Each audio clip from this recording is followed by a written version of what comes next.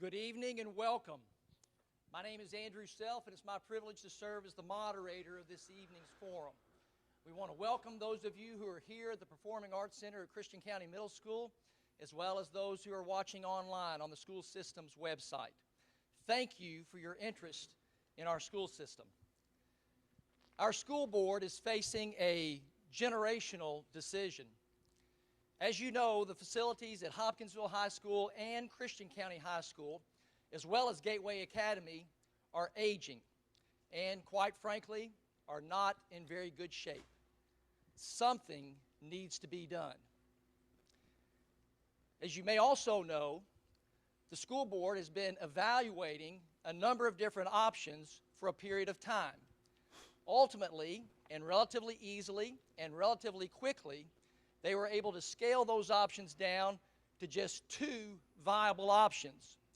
One, to replace the academic buildings at both Hopkinsville High School and Christian County High School, and to add a gateway component on each campus. Or two, to combine the two high schools, including Gateway, into one consolidated high school for our school district. At its retreat in January, our school board agreed upon a process to evaluate both of these options, with the expectation that the process then would result in one recommendation to the board. Tonight, you will be provided with detailed information about that process. You'll find out who was involved, what factors were considered. You'll hear about the recommendation that is going to be made to the board, approximately when it will be made, and why it will be made. And then finally, you will have an opportunity to participate. You will have the opportunity to ask questions or make comments. I'll share with you later in the program how we'll go about that specifically. When you came in tonight, you should have received certain materials, and we want to make sure that everybody has that. First of all, you should have something that looks like this.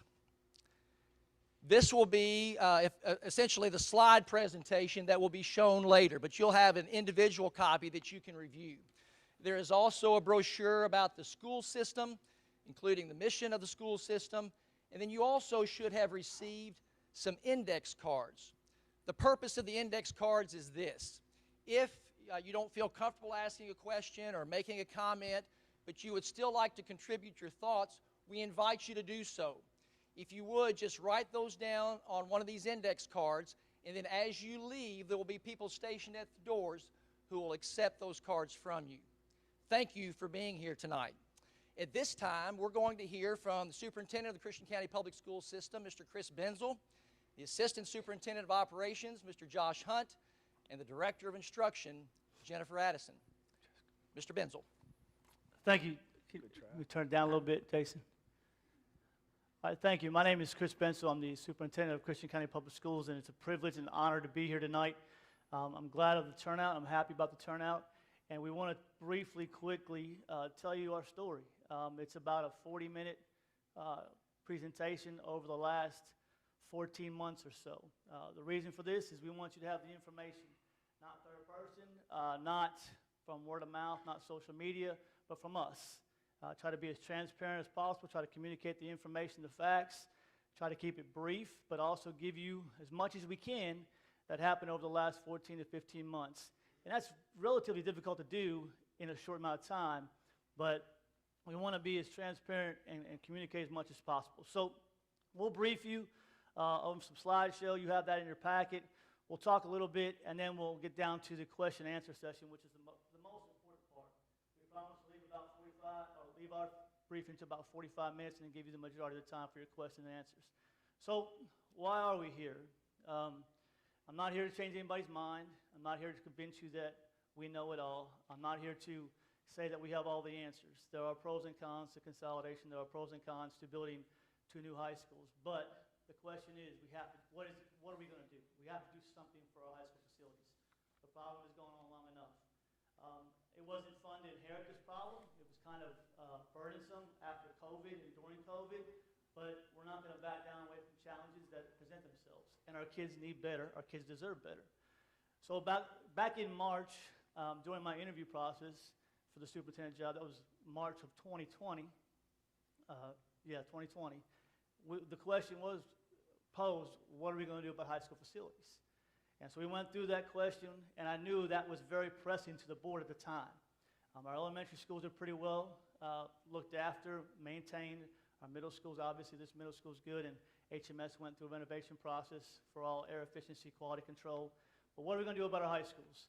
And the question also posed itself is, we have 3 high schools, and Mr. Hunt will talk about that a little bit, but we have Gateway, Hopkinsville High School, and Christian County High School. And they're all doing well, but they all need a lot of maintenance. So we went through some processes, we went through some questions, we talked a lot, and we figured, what is the answer? And we kind of narrowed it down, like Judge Self, two avenues.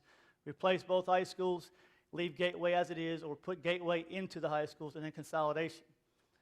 Through the process you'll hear tonight, you kind of see how we've evolved into consolidation. And let me be the first to say, and I don't need my notes for this part, when we first started this conversation, I was not for consolidation. Matter of fact, I was adamant about consolidation.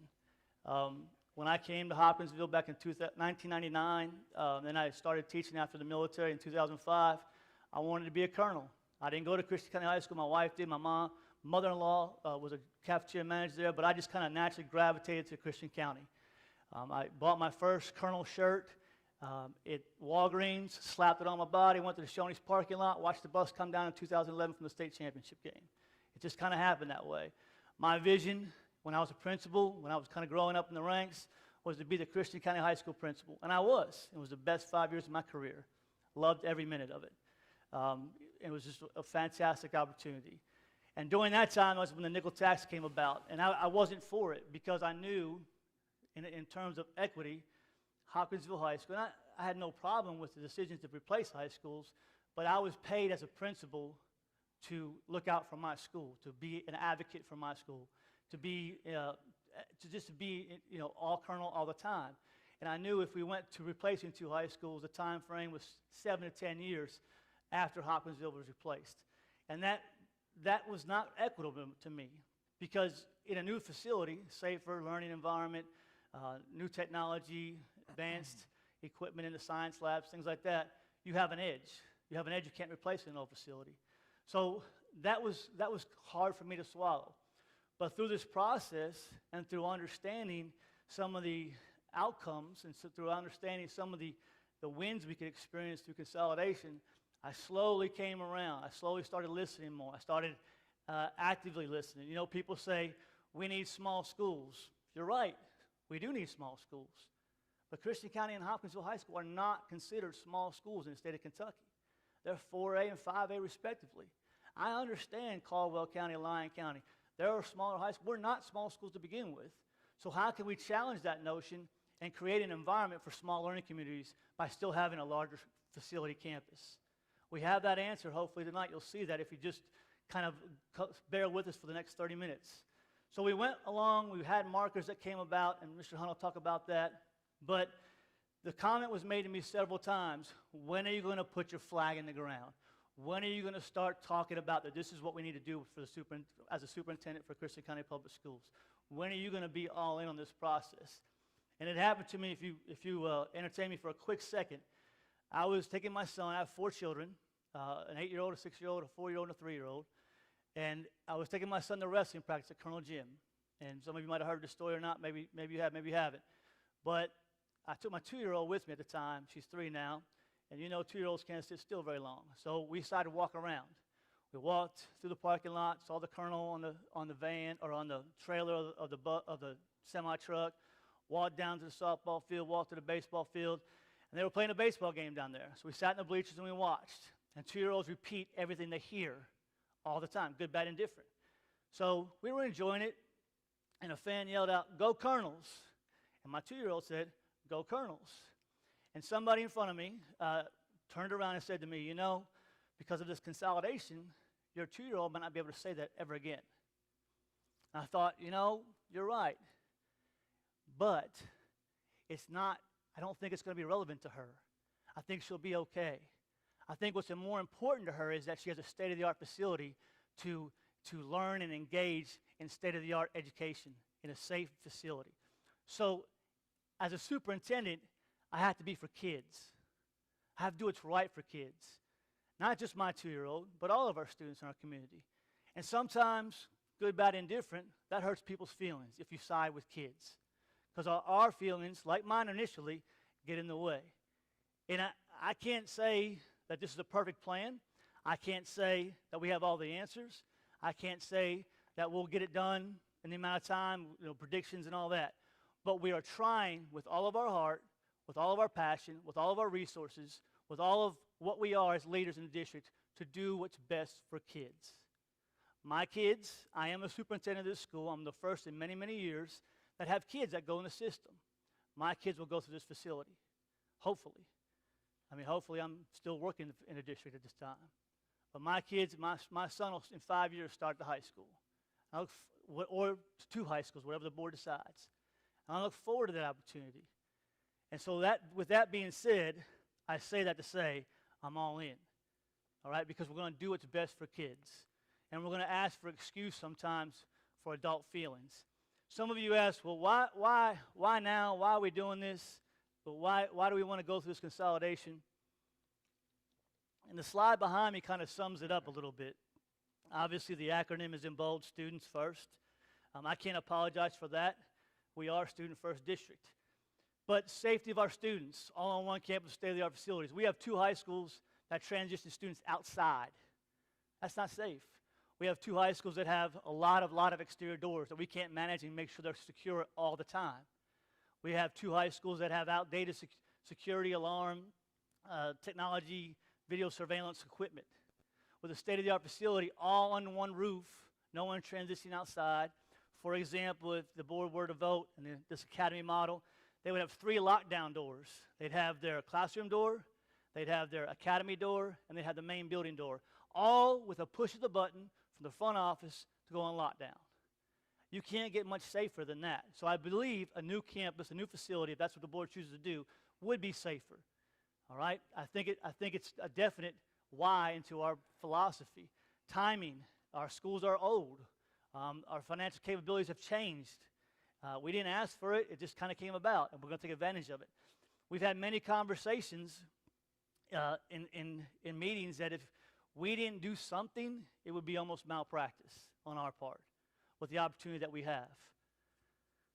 Unifying the concept for our district and our community.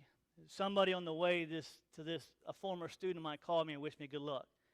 And he said, I'd like to come, but I got things I got to get done, and I understood. He said to me a quote that I wanted to say tonight, and I told him I would recognize what he said it, and I'd take all the credit for it. I'm just joking. He said, everybody wants together results, but do we really have the courage to come together? Everybody wants together results, but do we really have the courage to come together? I understand the rivalry. I was part of the rivalry. I didn't go to school in the rivalry, but I led in the rivalry. I was enthralled with the rivalry. I enjoyed it. But we have to unite this community, and I think this is one step closer to doing that. Develop the whole child by surrounding with supportive adults. Ms. Addison will talk about the academy model. I think you see that as a win in surrounding our children with adults, with the same academy teachers, 10th, 11th, and 12th. People say it's the elementary relationships with the middle school teams that they're with together for 2 or 3 years, with the high school curriculum and the college post-graduation emphasis, all in an academy model. And we're definitely going to lead with relationships, continuing and develop the whole child. Equitable outcomes for all students with the same opportunities. It's very hard to look at a student and say, and we have addresses in this community that one side of the street goes to Hoptown, one side of the street goes to Christian County. It's very hard for me to say, you get a new school tomorrow or in 3 or 4 years, you have to wait 8 to 10 years. That's a difficult conversation. Equitable outcomes for all students. We can get 25% of our student population under one roof at one time. That's all our high school kids. No new taxes. The district can self-fund this project. Mr. Hunt will talk about the finance part. I believe that to be true.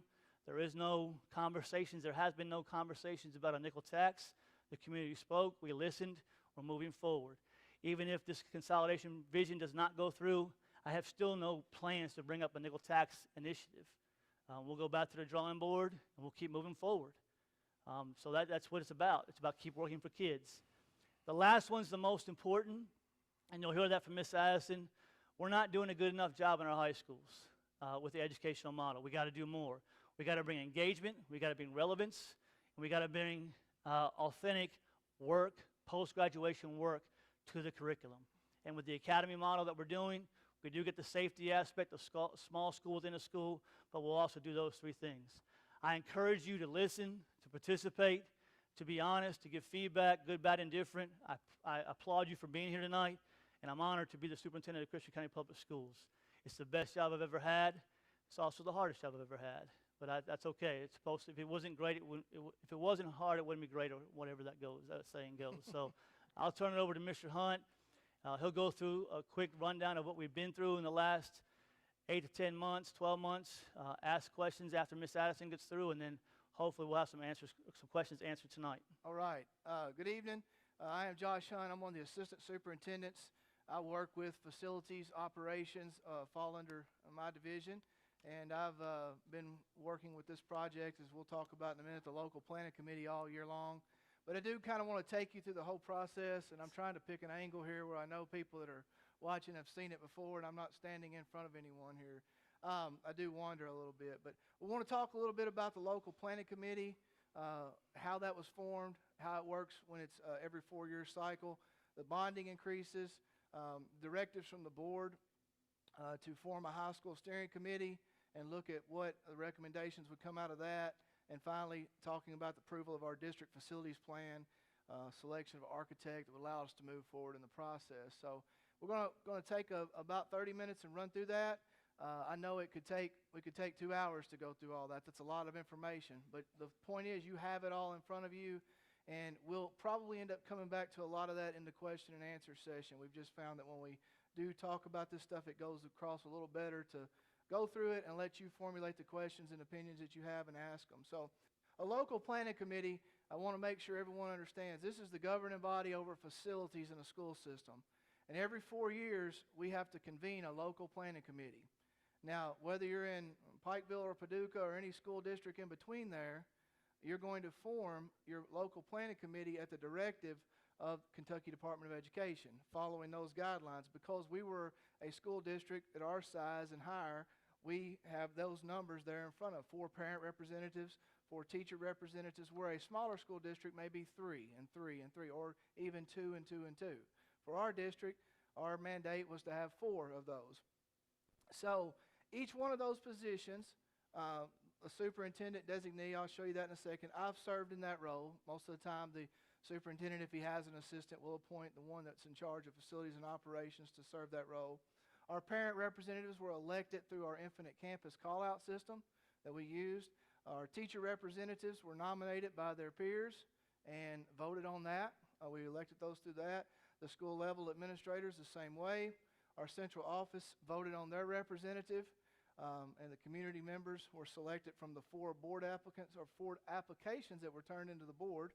The facilities director is required, and board member was selected by their peers and a member of the local planning commission. So there are the members of the committee that served on that this year that were elected.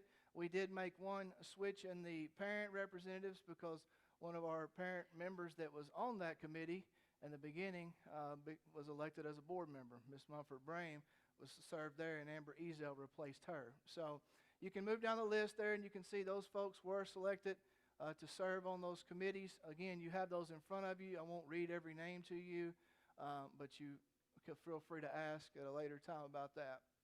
So I say this a lot when we talk about it, but typically a local planning committee is a very typically mundane activity to be a part of. It's on a year where there's not a lot going on.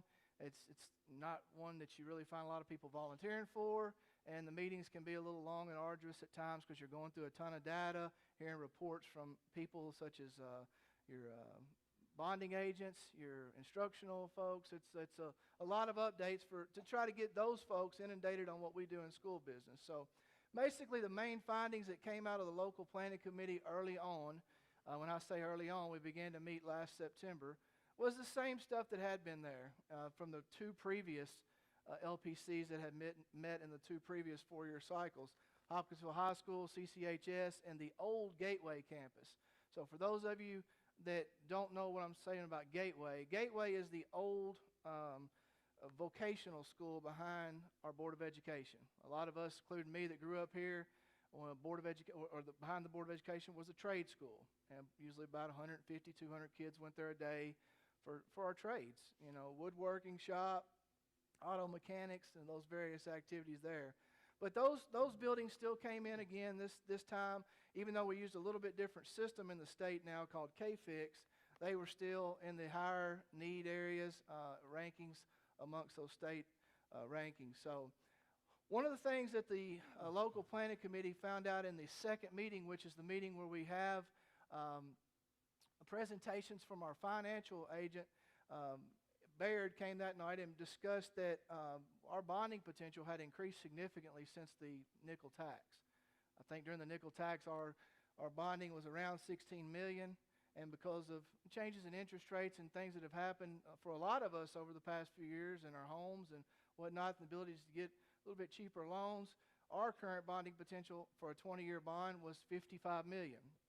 Obviously, the group talked about that being a bit time sensitive, because just as it had went up, a change in interest rates the other way could bring it back down. So we had a lot of talk about what we could do, and would $55 million of bonding be enough to do anything to high schools? They wanted to know that. They were also pretty perplexed by the growth at Gateway. So Gateway, again, is the building behind the Board of Education, and it is the building that was the old Breathitt building, the diagnostic lab over there. But it's not the entire Breathitt building. It's just the front hallway and a couple classrooms tucked around the corner that we remodeled the front hallway to serve, because we had nowhere else to put our health science students as we're going to Gateway for career and tech.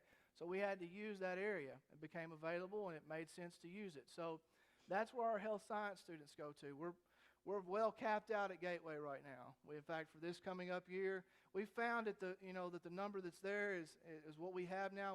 We have several on the waiting list to get in, and hopefully we can find a way to get them in, either through those offerings there or the offerings at the school. But nevertheless, during the course of the day, this is the problem that the local planning committee discussed a lot. We're busing those students to Gateway. And if you're a student at Christian County High School, a 10-minute bus ride to get on, ride over here, get off, get to class, not a huge deal. Not a lot of lost instructional time. But our students going back to Hopkinsville, that's a ton of lost instructional time. You know, and I use this example a lot. I was an algebra teacher and a coach. And, you know, for me, it drove me crazy if kids didn't focus in the first 15 minutes of class, or they weren't there in the first 15 minutes of class. A teacher before me held them over, or they got caught in the front office, or they checked in late. You miss the first 15, 20 minutes of class, and you miss a big portion of what we try to get teachers to do now with our students. So we had students going in at Hoptown on average 20, 25 minutes late to their next class. Some of the local planning committee members had children, grandchildren that were doing that, and they wanted it to be discussed and what we could do about that. So the board does a retreat in January, July of every year, and it's not a retreat to the Bahamas. It's a retreat to the Penterile, where we go and there's no phone signals and no good internet signals typically to do presentations. But we go down there, and it gives them a chance to hear updates, things that we have going on, just a chance for them to ask questions, a little bit more or less regimented than a board meeting.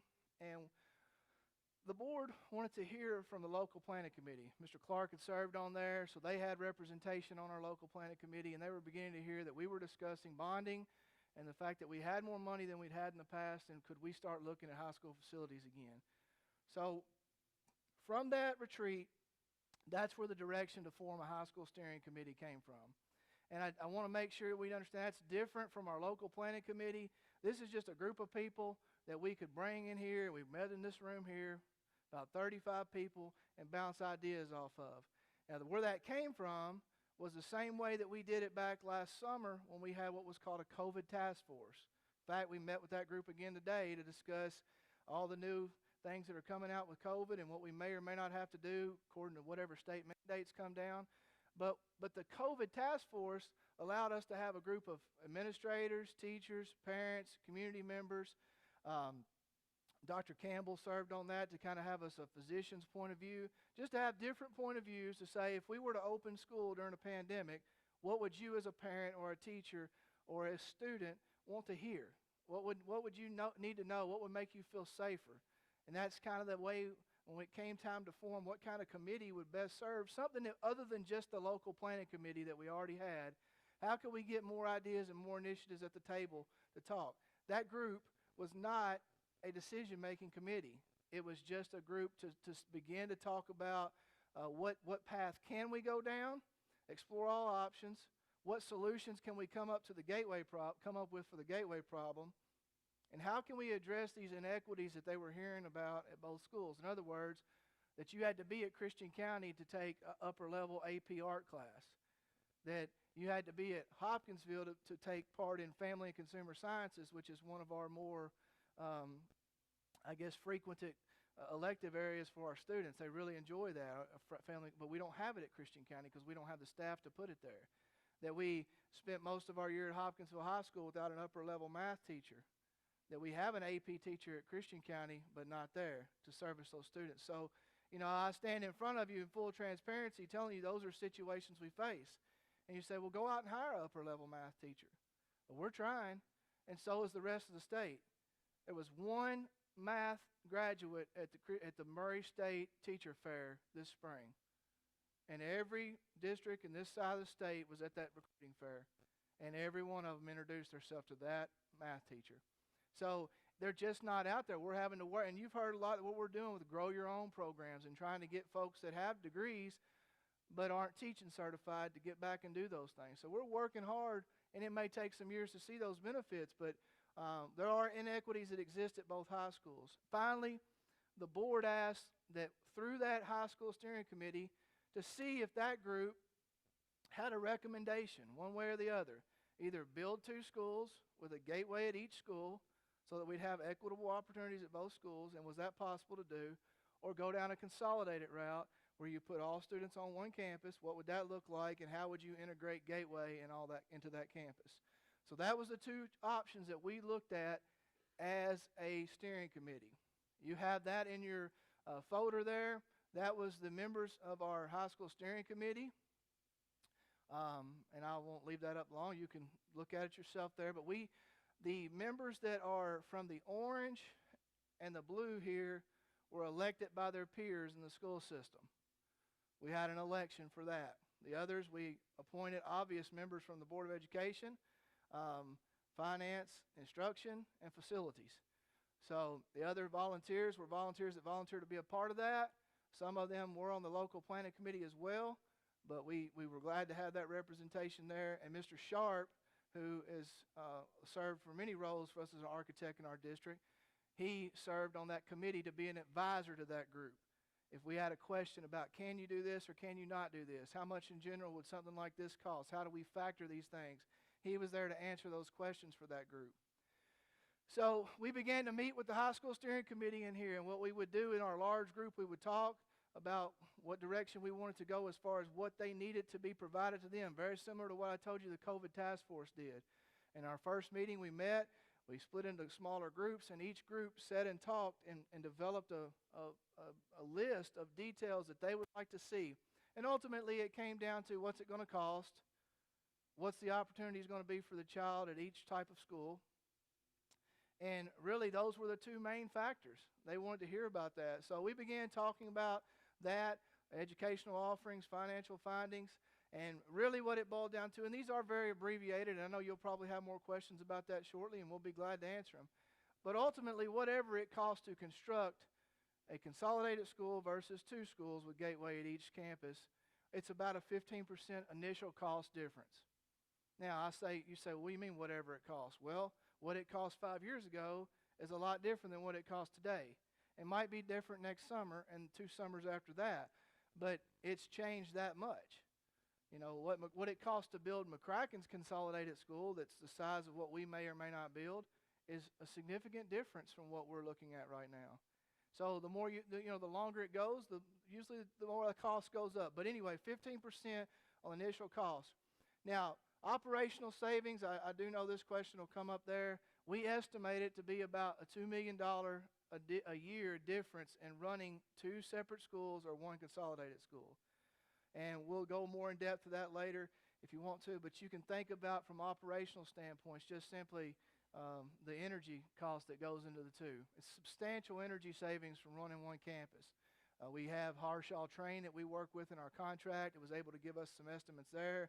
Our finance director, Mr. Sharp, and his team, engineers, were able to provide some other numbers for us. Transportation at 2 different schools.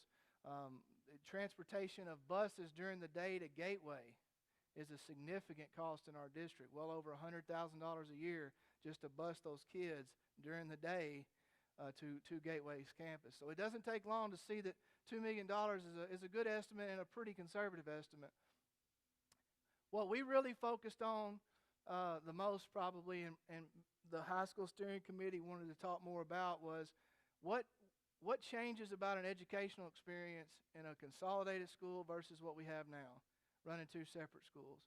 And that really became the driving force, and I'm glad that that's our driving force. We should be talking about what students are going to get or not get at a school, and not so much talking about what everything costs. I mean, it's going to be cost either way. There's always financial considerations, and we always will consider those. But if we can build a school, whatever we do, whether it's 2 or 1, it needs to be a change in the educational offerings for our students. We can't sit here in front of you as leaders of this district and say what we're doing right now in Christian County is working. It's not. It hasn't been. And we can do better. And is some of that a little bit held back because of facilities? Sure it is. Do we go to places and see students doing things in new facilities that we wish our kids could do?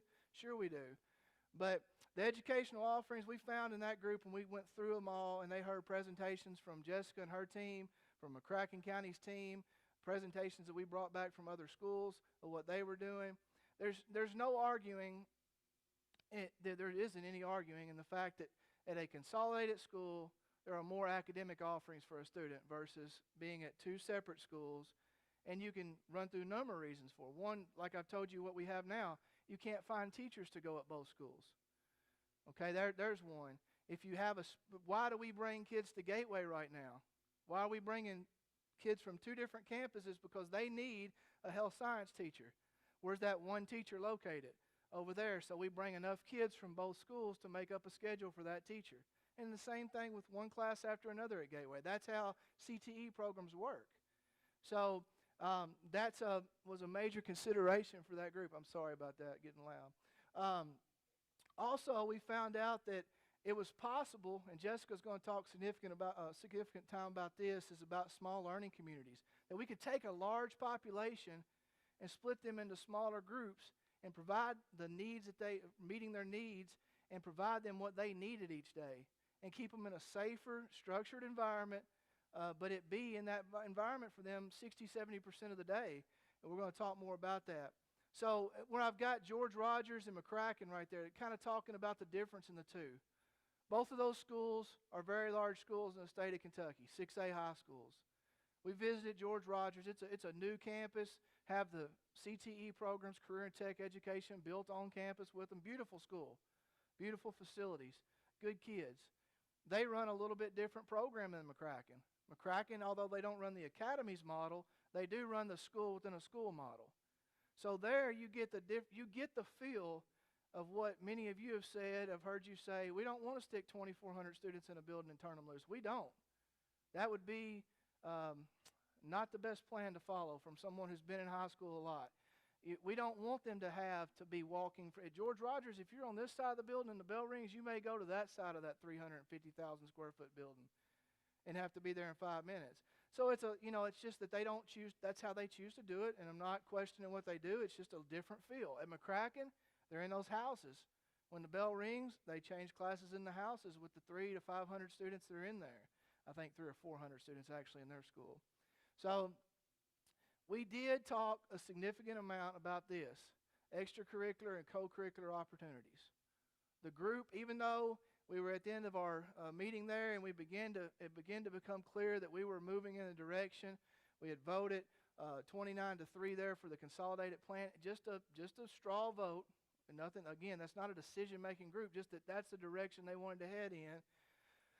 But even then, we were still talking about what's still out there. What do we need to know more about? And it was what effect is this going to have on students that participate in extracurricular sports or co-curricular activities, clubs, performances? How will that affect our school? So we vowed to talk more about that tonight, and we also looked a lot into that. We did quite a bit of research in that. ESSER III funding, I want to explain that, and I'm going to slide to the next slide just a second to get to that. But ESSER funding is basically what we all, as families that had children, COVID stimulus funds. That's the COVID stimulus funds for schools. And we received 3 rounds of COVID stimulus funding. Last summer, we received our first round of $3.1 million, and that went to what all districts used it for. At that time, we were, free money, what do we use this for? We buy computers for all the kids. That's where all that came from. All the spraying and the cleanings of buildings, and what masks we weren't donated. We had a lot of masks and a lot of hand sanitizer donated, but we used that for COVID prevention measures, paying for nursing, and we had a pretty lengthy list of what we could use it for. Later in the fall, second round of ESSER come through. It was $14.8 million. And at this time, again, we're still, at that point, we're just at the beginning phases of the local planning committee back last fall when ESSER II came through. But, it becomes a certain amount that you can spend on what you need, and then what else do we need? We've gotten all the computers for students. We've paid for all this COVID prevention measures.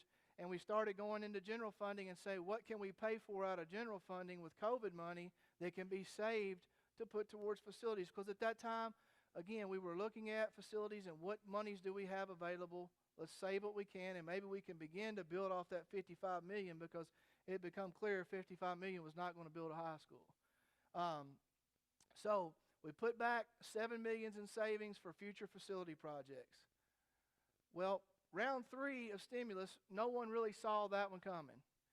Okay, we were in the midst of this, as I showed you the committee a while ago, the high school steering committee. We were in the midst of those meetings, and we knew we had received ESSER III funding at that point. We were told that we were going to receive $33.3 million in ESSER funding.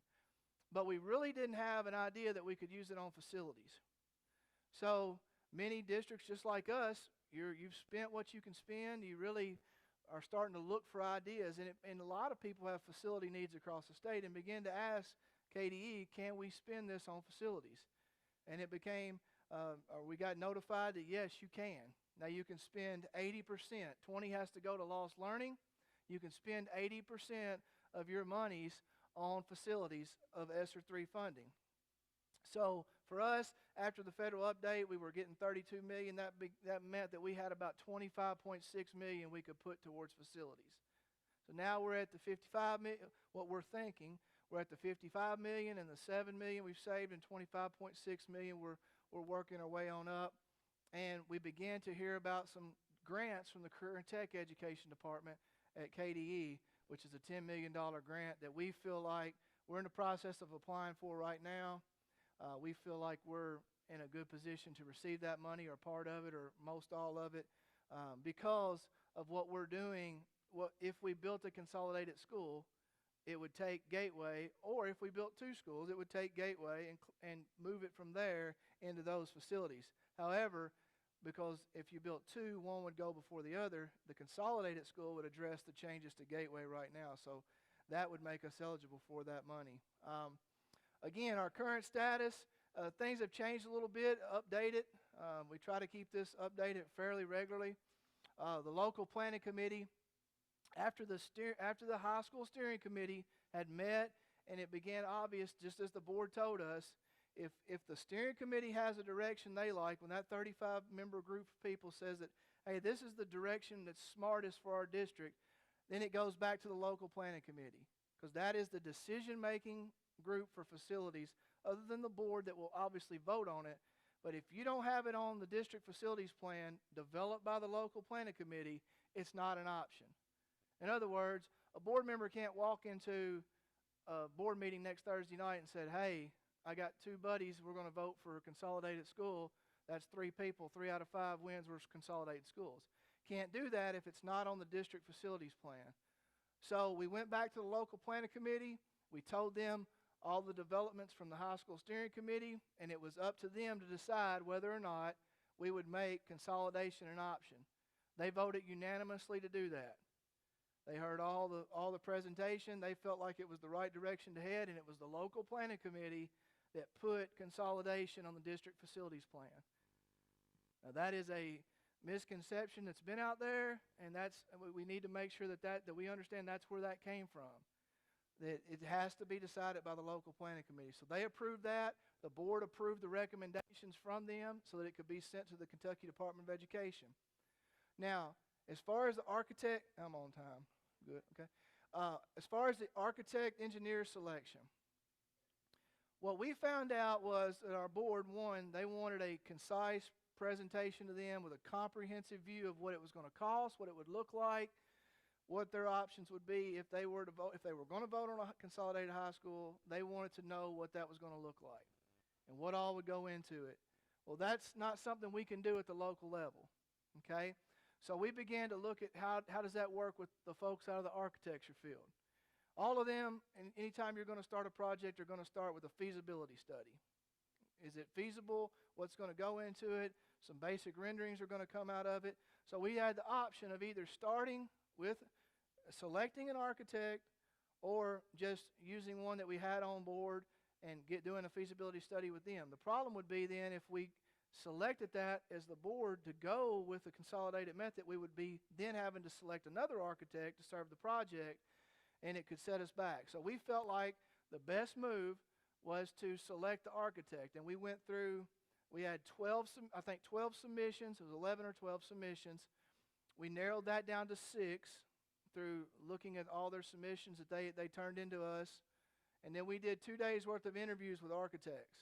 And that's where we selected, as you all know by now, Keith Sharp's group. He partnered with Hafer, Architects and Engineers, and we were very happy about that. I think Keith brings a local flair to things and has done a lot with our district. And Hafer's somebody we're excited about. They've done some work in the area at the community college and very familiar with their work through school systems. So our current financial outlook, in talking with our physical agent, we are eligible on bonding to do a 25-year bond at $70 million. We have the $33 million roughly from the 2 pots of ESSER money and the savings that we made and the anticipated CTE grant. That's where we're at financially right now as we stand. Again, we've got locally, we're having these group meetings, public forums, and we are awaiting the Kentucky Board of Education approval of the district facilities plan. That will come on August 2nd or 3rd. So after that, then our board cannot vote on that until after the approval from the State Board of Education. So they will review that, and they have a 2-day retreat meeting in August, 2nd and 3rd. So I don't know which day we'll get that. So it wouldn't be until after that we would plan a board vote for this. So I'm going to turn it over to Jessica. There's some stuff there that's in your presentation, and we'll probably get to that in the question and answers. I do encourage you, at some point in your brochure, you have a QR code to the McGavock High School tour. I didn't show that tonight, or we're not showing that tonight just to kind of save time. That's a very beneficial video for you to watch. That's a school of about 2,500 that runs the Academy's model. So I'm going to turn it over to Jessica. Am I good? All right, you can hear me. Good evening. I'm excited to see you all tonight. My name is Jessica Addison, and I'm the Director of Instruction here for Christian County Public Schools. And my job is to think about what's best for kids educationally. What are they getting academically? What are we doing well? What are we not doing well? And like Mr. Hunt and Mr. Bensel both mentioned earlier, we recognize we have work to do. And since I've been in this position, we've been talking about work that we need to do specifically for our high school students. Also, conversations that we had last year throughout the school year when we were working on our strategic plan with our community members and our faculty members and our parents, who said we've got to do a better job for our high school graduates. We need them to leave here prepared. And so as we began talking about a possible consolidation, our department was charged with thinking about what does that look like instructionally? What can we accomplish in a consolidated school for kids academically so that they're better prepared for whatever they want to do when they leave us? And that's what we want. We want all of our students to be able to do whatever it is they want to do when they leave. And so when we started talking about this consolidation, we realized that by putting everything on one campus, we could provide opportunities for kids to have access to all of the offerings in one location.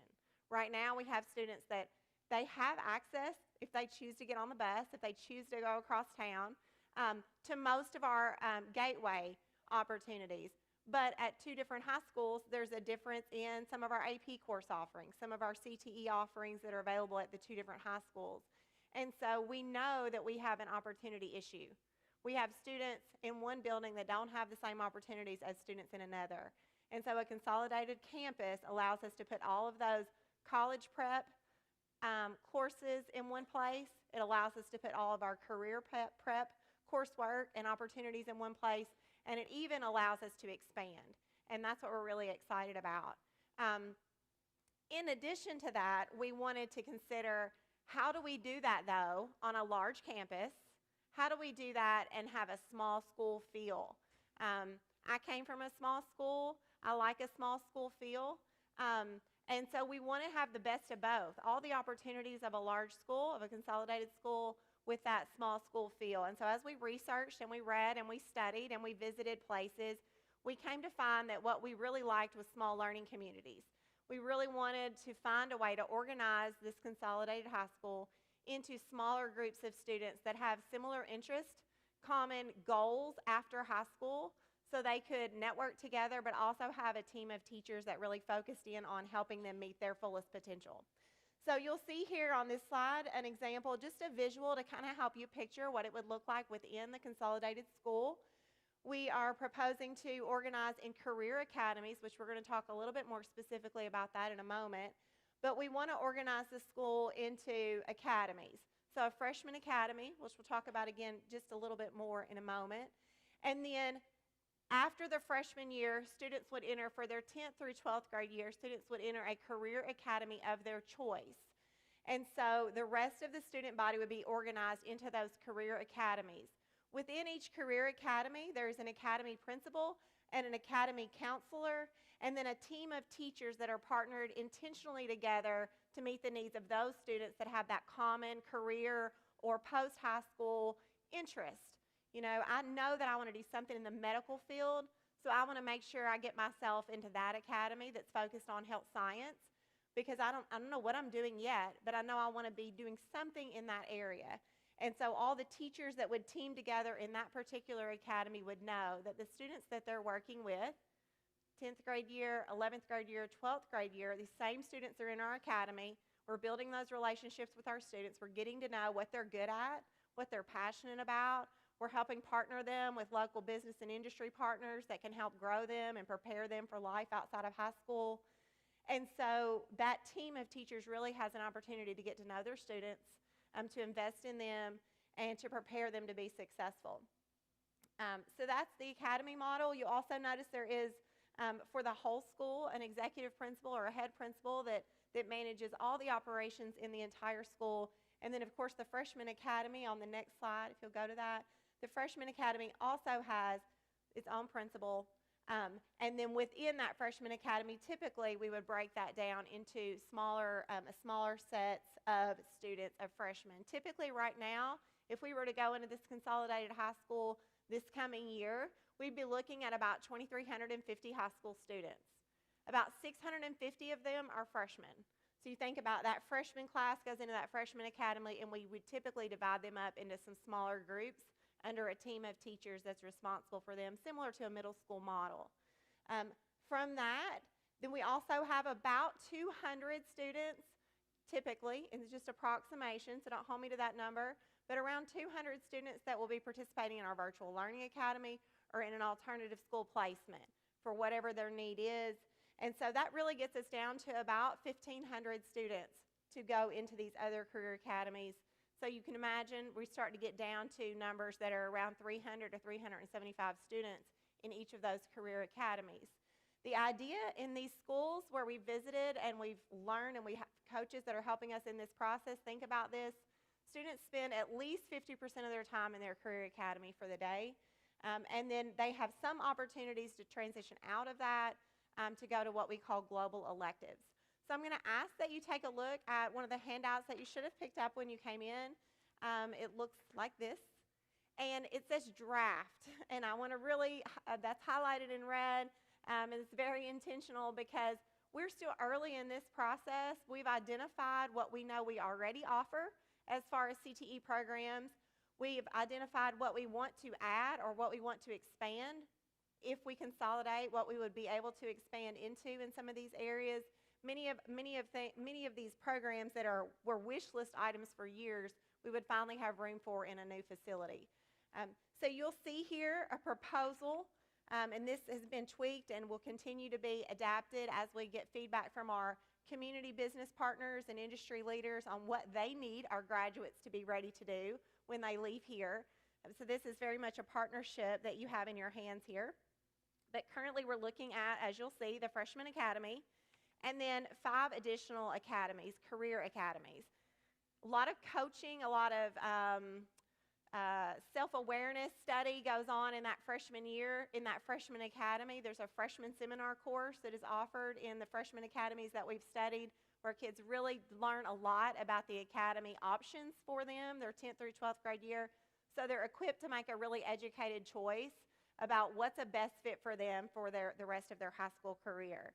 You'll see those academies there, Academy of Business, Hospitality, and Education, and underneath that, all of the current pathways that we offer. Anything that's in italics across these academies, just let you know, those are things that we would like to add in a consolidated school that we don't currently have, but there's been a lot of ask from our community that, you know, if you could prepare kids to do HVAC, I could put them to work any day of the week. And if you've needed someone to do any HVAC work for you lately, you can probably relate to that. So the Academy of Engineering and Manufacturing, you see the proposed pathways there. Academy of Community Health and Safety, Academy of Engineering Technology, and the Academy of Ag and Transportation. So you can see those. You'll also notice under each one of those, there's what we call student enterprise opportunity. What we want to do at each academy and what we've seen at the models that we liked the most where we visited, students have an opportunity to work. They have an opportunity to practice what they're learning to do. It also gives them a chance to kind of figure out, maybe this isn't what I want to do. And I don't know about you, but I'd rather my high schooler figure that out in high school than figure it out in college. So we want them to have a chance to go ahead and practice what they're learning and get a feel for it before they leave. And that's also something that our community said to us loud and clear during strategic planning, was, hey, our kids need a little bit better idea about what they want to do when they leave. So this would give them an opportunity to practice within their career academy. And you'll see those opportunities there. At the very end, something I want to make sure to highlight, these global courses, those are courses that are available regardless of the academy that you chose to be in as a student. So all the AP courses that we currently offer, some of those are only offered to certain kids right now. Hopkinsville High School students can take AP Music Theory, which I would really want my child to have, but if I was zoned for Christian County High School, they might not have that opportunity. Under a consolidated building, all of these would be available and possibly more, just based on teacher availability and certification. So you'll see those there as well. And again, students would still have opportunity for dual credit offerings in this model. One thing I want to make sure that I address before I hand this back off to Josh is just because we're calling this career academies does not devalue college preparatory. All the college prep courses, all the honors options, all of those college prep offerings that we offer now would still be available, and probably more. The career academy language is really just because whether they go to college first or directly to work after high school, they're headed for a career at some point, whether it's after college or right after high school. And so we're asking them to kind of think about, what's your area of interest? What are you good at? Let us help you figure that out before you leave us. And we think this model would allow that. So that's all I have. One thing to add to that is she mentioned community service for each academy. Each academy will have a community service to give back to our community in our high schools. For example, we've seen it done. We want to replicate it in Christian County Public Schools. The Health Science Academy will have a clinic, and we'll staff the clinic with obviously a professional pediatrician or medical doctor or nurse practitioner, but then our students will work alongside that health professional, learning what they're doing, sports physicals, immunizations, checkups, whatever we can do for our community, for our student body to give back and make sure our students understand service-related fields in the academies they work on. The one with the Family Consumer Science pathway, and it's changed a lot. We'll have a daycare in our new high school for our teachers and staff to have free daycare opportunities while they come to work. Each academy will have something relative to the community to give back to the community through this work-based learning project. All right, we just kind of wanted to take you through, we'll take you through some of our ideas that we've developed. We'll show you our renderings here in just a second. It's in your packets as well, and kind of talk you through those. We're just going to show you some examples because she kind of gave you the theories behind academies and a visual with a diagram. And we kind of want to show you some places that they're being used and some places that we sought input from in our own design, that the team over here that's working very hard, that they can share with you as well from what we've picked from. But this is Hillwood High School in Nashville. They're an academy school. This will be built here in the next couple years. They're in the final stages of their design. But you can see the academy models there, easily able to divide students up into smaller groups and use that. Most of these schools, as I'll show you, there's Frederick Douglass and Lexington. Again, we can come back to this if you have further questions. I'm trying to speed up a little bit. We're going to respect your time, and if we go a little bit over our time, we'll add it to yours at the end. We want to make sure we answer all your questions. So this is Frederick Douglass. Again, this is a school that's right now, I think it holds 18 or 1900, but they're built to where they can hold 21 or 22, and they're expecting growth.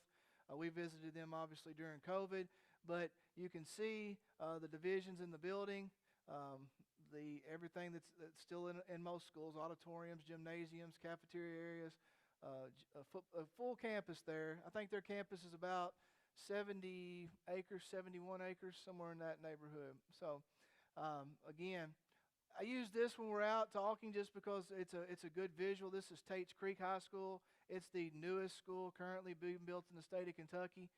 Tates Creek is a large high school. It's an academy school.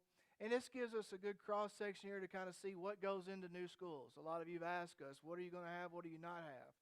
All new schools, auditoriums, you see all the music departments and whatnot, the classrooms, bands, they all support the auditorium area, the music, the performing arts area of the building. You say, well, there's a gym right here. Well, you have a gym. The Kentucky Department of Education refers to that as a physical education area, but they also refer to it as an area where you can assemble your students. So it's a lot more likely that we're going to be assembling them in there rather than an auditorium that's not going to hold if we had 2,400 students in this building. The building, first of all, we will be allowed to build it if we go a consolidated route for 2,500. That's what the KDE model, that's what KDE will allow us to follow because of our numbers over the past several years. We're allowed to go at 2,500. So obviously we would build that at that size, factoring in for some additional growth. But this building, auxiliary gym, standard gym there, cafeteria areas. I put this up here. We've put out some stuff about Shakopee High School. No, we're not in Minnesota. No, they're probably a little different than us as far as what they do for education and how they build buildings, but they are an academy school.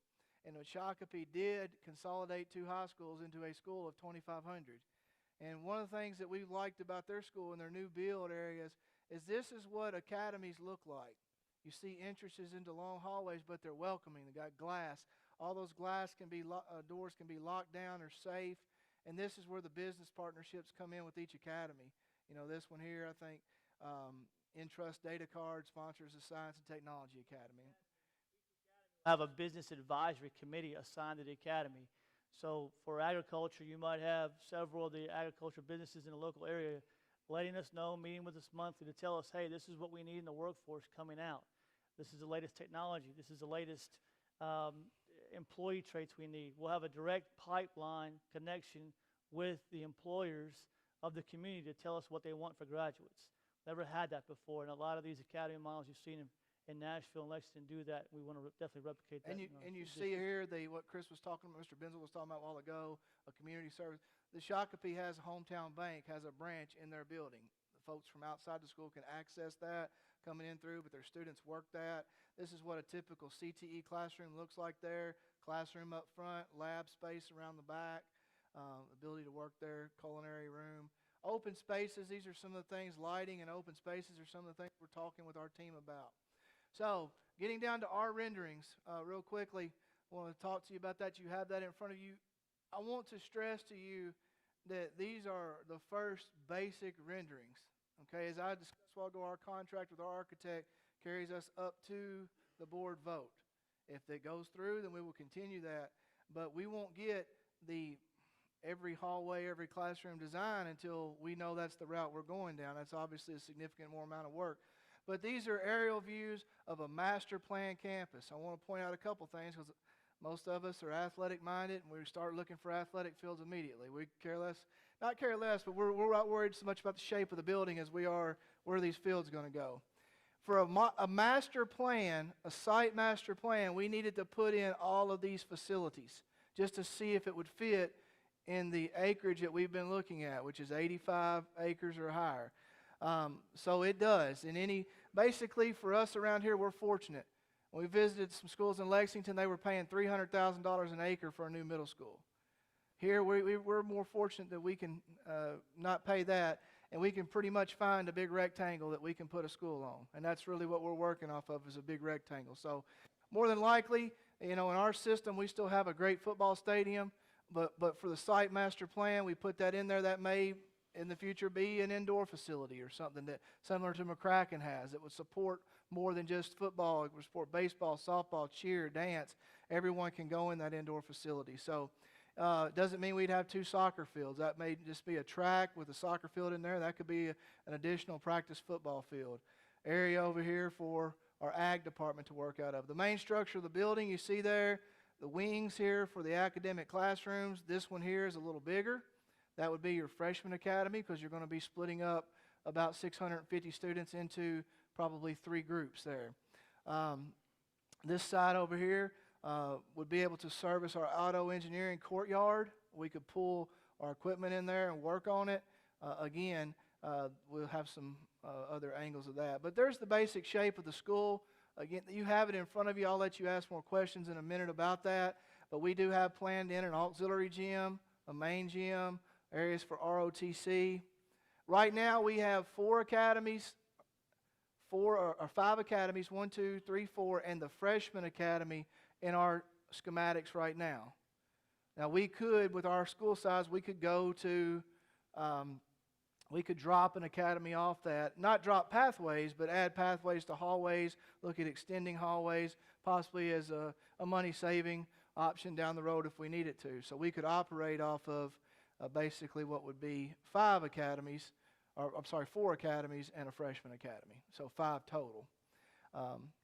Okay, here's some basic 3D renderings of what we're looking at. We've taught in our general conversations around this building is however we enter the building from this direction or this direction, we want students to not see a front and back. We want it to be welcoming, that when you come in, you don't really see if you're in the front or the back of the school. Lots of natural lighting wants to be a part of this. At Christian County High School in Hopkinsville right now, most of the interior rooms are tornado shelters because they don't have exterior windows. There's no light, and if you worked on the 200 hall at Christian County and you worked on the interior part of the 200 or 100 hall, you didn't have light all day. I taught there for 4 years. So a lot of that's being put into place, and I'm sure if you have questions, our architects folks over here can answer those shortly. But just kind of get to see there some ideas of this building, gym, alternative gym, auxiliary gym, I should say.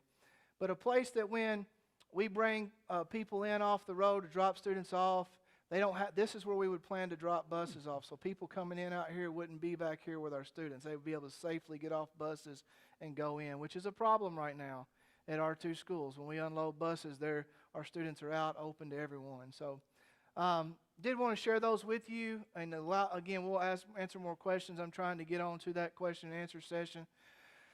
Keeping an open mind. That's all we've asked you to do tonight. We've had a lot of change in Christian County. It changes. He told his story. It's not easy for me either. I'm a lifetime colonel. I don't know any other different. I coached there. I went there, played there. My first child was in a red, white, and blue nursery. It's ugly, but it was a nursery. That's all I knew. So this is not an easy concept for me too. But I've been reminded in talking to people over the years, we've had a lot of change in Christian County. Early on in the 20th century, I put this together, or had some help putting it together. There was small one-room schools all over this county. And then by the 50s, we began to look at different high schools. I have a trophy at my house. It's a second region basketball championship trophy my granddad won at Crofton High School. So there was a lot of history there. And as time passed on, we began to merge those schools into Christian County High School, which was over here at the old County Middle. That was the first Christian County High School there. And change began to take place even more with Addicks coming into play. Hopkinsville High School and Christian County High School both at that time. We had the old Christian County High School over here. Hopkinsville High School's new campus was built back then. And then in 67, the merger of Addicks into those. And then obviously 69, we built the new Christian County High School. So you can see there over the course of 15 to 20 years, our district was fairly progressive in pulling kids together and changes, some big changes to go from Crofton to Hoptown back then, or Sinking Fork to Hopkinsville to school. But it's been since '69 since we've looked at some different options and different ways to deliver instruction to high school students in Christian County. So, keeping an open mind. I hope that you got something out of what we presented. I hope it's allowed you to be able to formulate some questions, and we're here for the rest of the evening until whenever Judge Self says we're not here anymore for that to be over. But even then, we'll stick around and take any questions you have or want to talk up here. We'll be glad to meet with you the rest of the evening as long as you want to stick around. All right, thank you, Mr. Benzel, Mr. Hunt, Ms. Addison, thank you for that information. Let me mention that not only are they available to answer your questions, there are also a number of other administrators and other resource people from the district. So no question is off limits as long as it pertains to this particular issue. You may have some concerns about other aspects of the school system, which may be very legitimate concerns, but we want to limit the questions tonight to what's been presented in the information. We'll stay after for those questions. Yeah, We'll stay after for those questions. How about that? Very good. Thank you. So if you have a question, or if you just simply like to make a comment, you'll see that there are microphones in both aisleways. Let me invite you to come to the microphone. If you would, just tell us your name and your address, and then ask your question or make your comment, and we'll try to make sure that it's directed to the most appropriate person to answer it. Are the mics on, Jason? Okay. All right. Yes, ma'am. Welcome. Hello, Hello. I'm Glenda Hall. I live at I'm short. You're great. Perfect. Might have to Go lower ahead. it We for heard her. you. Oh, Speak again. okay, Thank you, okay. Ms. Hall. I live at 110 Springmont Drive, and I taught at Christian County Middle and Christian County High from 1971 to 2017. Yeah, I spent my life growing up. I have taught many of the people in this room, a lot of your kids and a lot of your parents. I mean, we just got to put it out there. I taught your parents. My kids graduated from county. They played baseball. They played football. I was the treasurer for both booster clubs. So I'm not only a teacher, but also a sports parent. I had several concerns to start with when this process first began, but I have read and listened and watched everything I could get my hands on online and been to presentations, and all of my concerns have been addressed. I taught in the Freshman Academy at County High when it was instituted completely. It was one of the very best experiences that I had in that entire career. There are relationships that can be formed and nurtured in that small group that you just can't do well long term in a traditional model. So I'm a very strong supporter of the entire academy process. The imbalance of the curricula between the two high schools should be a concern to every single parent. And this is one way that that can be addressed and can be balanced. I would be very unhappy if I had a child in one of the high schools now and he could not take the classes he needed because it's only offered over there or only offered over here, whatever. And the fact that those poor kids from Hoptown have to spend so much time on the bus to go to Gateway, that ought to be a crime. I mean, they are missing days and days of school in a year. And that should never happen. We ought to be better than that. I see the advantages of being able to offer more classes, the opportunity for different sports than what we have done in the past. We don't have archery. We've got enough kids, we ought to have archery. I didn't even know field hockey was a KHSAA sport until I started looking. We don't have that around here, but we could. When we've got that kind of population, we could do different things than what we do now.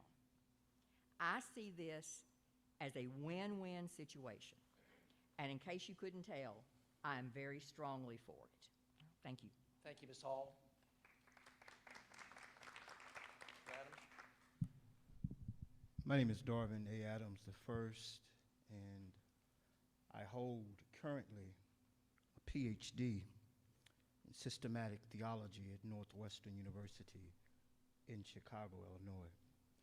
I'm a product of the Christian County Public School System and also a proud graduate of University Heights Academy. First question that was brought to me as I got in is one or two. Dr. Adams, one or two. Philosophically speaking, I'll take both. The truth of the matter is I'm for whatever is best for the totality of the public school system. My three words, Superintendent Benzel, is poverty, curriculum, outcome. Poverty, curriculum, outcome. I have some grave concerns. I'm going to be honest with you. I come from the east side of town. Political leadership, null and void. Educational leadership, null and void. Educational development, personal development, psychological awareness, null and void. My question, as a product of the Christian County Public School System and the private independent public school system, my question is, how are new buildings going to improve this very, very, in my humble opinion, troublesome system right now? So I'm hoping that the language the young lady uses, consolidation. My prayer is that consolidation leads to transformation. Because if we're not transforming and changing for the better the totality of the public school system, internally and externally, then I'm not so sure and I'm not so convinced of what new buildings or a new building, singularly speaking, will do to improve the system. So that's my concern. I want to see kids go from here straight to a four-year college and university, bypassing Hopkinsville Community College. I want to see kids get into an ACT prep course, 8th or 9th grade, get them ready, 10th grade, take the ACT as many times as possible so they can get high as possible on composite scores, get the money, go to school, academics, athletics, so on and so forth. I want to see individual instruction. I would like to see more diversity in these classrooms, in administration, so on and so forth. Again, not one or two, that's not the question. The question is, will our strategies, our curriculums, and our programs, Superintendent Benzel, will they lead to the transformation of this public school system? Thank you. Thank you, Dr. Adams. Thank Mr. you. Benzel? Yeah, I think Yeah. that was a lot of great points. Dr. Adams, I think you can see the last bullet on the why that we first started out with, the transformation. You know, you used the word, I guess, that we like minds in that. We do need to make a change. We do need to start somewhere. Now, a facility is not the answer. I understand that. But a facility is necessary in the change process, in our opinion. It's 1969. It's a domino that needs to fall so we can address other issues. Safety, outcomes, you said it all. You said it better than I could say it. So I think we're aligned in that concept. I think you see the opportunities in our educational model, in the relevancy, in the self-care of our students. You know, in the academy models, we'll have a principal, we'll have a guidance counselor, we'll have a mental health specialist, we'll have teachers with students from 10th, 11th, and 12th grade. When we have our hands on them in their senior year, when they're doing that work-based learning, we can mentor them. Hey, put your phone down at the office or at the shop. You know, make sure you're on time. Make sure we're doing those all while they're there. And then we have transition coaches we've implemented this year, going into this year, transition coaches at both high schools to successfully transition them into one of four areas: post-graduation work, 2-year, 4-year, or military. That's our goal for 100% of our students. And we have that plan in place. It sure would be nice to have a state-of-the-art, safe, technologically advanced facility to help that process along. But you're right, the facility is not part of the solution. We as adults and the educational model that we're going to put forth in the facility will get that work done. All right. Did that respond to your question, Dr. Adams? Thank you. All right. Yes, sir. Go right ahead. Hi, everybody. First, I'd like to thank the leadership of CCPS for coming out and giving us this opportunity to make our voice heard. My name is Bill Nichols. I've been involved in some political causes here in the county lately, and that has led me to hear and read a lot about these issues surrounding our local school system. That's why today I have a question about transportation specifically. Transportation has been cited as a factor in this consolidation plan. Can you explain how that will impact students given the history of transportation issues and long bus rides for students when 3 schools were closed a few years ago? Yeah, so we've looked a lot at the transportation. I kind of anticipated that question. We get that quite a bit as far as drive times and whatnot. What I have up here is just basically some locations around the county. It's from Crofton to Lacey, all the way down. You see, I took about, and they're just random selections. I took about 6 CCHS sites and 6 HHS sites. And what you have across the top, and if I, Mr. Nichols, if I don't get to your answer, tell me. I need you to answer. You can follow up on that. But your current high school travel would be, if you're at Crofton City Hall, to County High is 17 minutes. Now, across the top there, Site H, Site A, and Site C, obviously, for several reasons, we can't name those sites, but those are the 3 that we've narrowed down to our top 3 sites. If the consolidation would go If through. consolidation were to go through, Site H being our number 1 selection, Site 2, so forth, Site 3 for C. So what we've tried to keep in mind throughout this whole process was not changing travel times for our students. That it would be, there's already some students with various long bus rides now.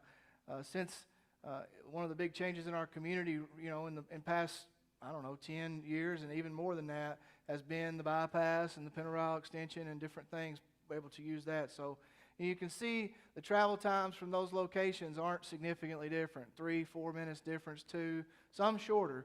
And obviously because of the bypass and that being, I think it's probably the worst kept secret in America that most of our sites are around the bypass area. But for obvious reasons, available farmland close to 4-lane roads, that's what puts that there. So we've wanted that to be at the forefront of some of our decision making, was what the sites, and some of the sites that we had were ruled out immediately because it became unfair to one side of the county or the other. But I take that personally. I mean, I'm a Crofton kid. That's where I grew up, and I had a long bus ride when I grew up to middle school and even to high school before I got to drive my own car. But we wanted to make sure that was something we took into consideration. I don't have that slide. I didn't have that ready when you put it in your package, but I can make that available on our facilities page too. And it can add some to it too if folks want me to. Transportation is one of the biggest site selection details that we take in consideration, because we have to make sure we're being equitable to North and South Christian County. So, Okay, just one small follow-up question. I see these proposed sites, and you said that for certain reasons the specifics of the sites cannot be revealed at this time. Do you guys have any estimation of when the specifics of these sites can be revealed? We're talking to people, and I think as soon as the tipping point is the KDE approval of the local planning committee, the Kentucky Department of Education's approval of the local planning committee. We can't do anything on that till that's done. Once that's done, then we'll bring these sites forward, and we already put the rendering forward to our board, and then the board will be able to make a vote. But because of negotiations and having conversations, protecting the identity of folks that own the sites, we're just not going to keep them as site H, A, I would and say in C. the next 3 weeks. Yeah. That's fair enough. And you'll know that leading into a board vote what we've narrowed it down to. So some work, as he said, has been done on those sites. It's through their experiences, they can tell you very quickly which ones can get ruled out because of certain transportation. He says a big issue, availability of water, gas, electric, what it would cost to bring each one up to par A with willing the other. seller. A willing seller is a big deal too. So. Does that answer your questions? Yes, I'll end on one comment. I think it would be advantageous to the citizens of this county for the site that the school board wants to go through with be announced with enough time ahead of the school board vote for citizens to reach out to their school board representatives and tell them whether they actually like the proposed site. So that's what I'll end on. And let's Thank talk you. about that time frame, because I Yeah. think you mentioned that KDE approval August potentially 2nd or be next 3rd. week. Yes, sir. So early next week, KDE approval, and then let's just kind of walk through what would happen after that. At that point, then, you could really intensify negotiations with these property owners. The idea would then be for a site to be selected and presented to the board with the recommendation of the consolidated school. Correct. Is that Sure. correct? Yeah, And that's so it. all of that would happen then in advance of a vote. Yes, and I think our board members are going to want us to let the public know where that site's at. Again, we work at their direction, but in the same sense, I think that's something that, as you mentioned, Mr. Nichols, that I think needs to be out there as well. Because where your kid's going to go to school is just as important as what your kid's going to go to school in and what opportunities are available there. It was a really good question. Yeah, appreciate that. And the, Transportation and is the very board members will important. want that publicly known before they Sure. vote on it as well for the Right. same reason. So thank you. Very good questions. Yes, sir. Go right ahead. Hello, my name is Matt McGowan. I have a couple comments about the whole process of this. It's problematic for me. Judge Selfie, you mentioned that this was a generational decision. And it's problematic to me that not a single board member that's going to be making this decision has had to campaign on this issue. It appears to me that this decision has been made prior to this forum, and it appears that this is simply damage control and not an information finding process. Like I said, not a single board member has had to campaign on this issue. The issue has been around since I moved here in the 90s. It has been brought up from time to time, but nobody's had to talk about it. I think you would have got a lot different turnout in your last elections for school board races if this had been known prior to. And I know some planning committees have been formed, but the process, as it appears to me, anyways, and you can address if it's not the case, I'll be more than happy to change my opinion on that. But it appears that the decision has essentially already been made, and that these meetings that have been going on have been for the purpose of doing damage control with select groups. I am the chairman of the Christian County Young Republicans. I did reach out and request presence at a meeting, and I did not get a phone call I return. called you back, Mr. McGowan. I left a voicemail on your phone. I called you back Friday afternoon. It was Saturday night. Remember, it was Saturday Again. night? Yeah, I left a message on your phone, and Yeah, I and said, so we'd still be happy to come. That'd be yeah, fine. absolutely. And like I said, I didn't get the voicemail, but I do. Yeah, I remember when I you do- called, and we can, any group for that matter, that would want to hear this particular presentation and ask questions, we'd definitely reach out. Absolutely, and it's just being involved in the political process. It is concerning to me, problematic that it does have the appearance that a select group of people have decided to push this through without any actual input from the committee. And I know we're here to talk, but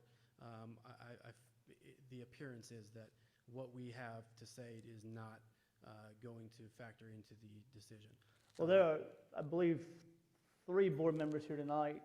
One is watching. I'm not sure if Ms. Brame's here, but I think they'll take into consideration, your points. They're very valid points. The only thing I can say is noted, as far as the groups, we just put it out there, and then they called us, kind of like you did, and so we went. We didn't really self-select Pioneers at this time, or Rotary, or anybody else. And it was good practice for us, to be honest with you. It wasn't staged to try to get everybody on board prior to this. And then I think there were some mentions of people wanting the community forum, so we just kind of scheduled it at this point. As far as the election process, another valid point, I can't speak on that directly. I don't think we were too involved in that process at the time. Wasn't in Just- my position. Yeah, I mean, I think, well, no, he's talking about Well, last. that's the election, yeah. we weren't there But yet. I think that's a good point, and I definitely can, the board members hear you loud and clear. I didn't think to make it into a political agenda. I don't have anything to do with elections in that process. I don't think it was definitely with COVID and everything else we're doing. I don't think it was one that we could really discuss a lot because we weren't sure about the pathway, but very valid points. And just to clarify, I didn't mean to make it a political issue as far as No, a I partisan understand. issue, I know what you're saying, I understand. but as far as Yeah. the community being heard. It might have changed the election results, it might not, I don't know. I mean, I can't tell you, but I don't think it was, I guess my answer to you, sir, is it wasn't done intentionally to be left off. That's kind of where I stand. And the last thing, full transparency, I teach at Heritage Christian Academy. I'm a coach there. Sports is a concerning issue for me. You will have opportunities to create your field hockey teams, but good luck convincing a basketball player who's played through junior high and middle school that all of a sudden they get to high school, there's not an opportunity for them on a varsity a team at a consolidated school, and good luck convincing them to play field hockey, or a soccer player to go to the weightlifting or archery program because there are fewer slots available on rosters. I know football has been mentioned as being the sport that's not really affected, but it is. I played football as well in high school, and I played both sides of the ball. Would not have had that opportunity at a bigger school. Sports, I know there are positives and negatives to this entire process, but I don't see how you can get around the prospect of students, athletes losing opportunities because of limited roster spots. Somebody want to respond to that? Yeah, I think that's a good point. We get that question everywhere we go, comment. We talk about it a lot.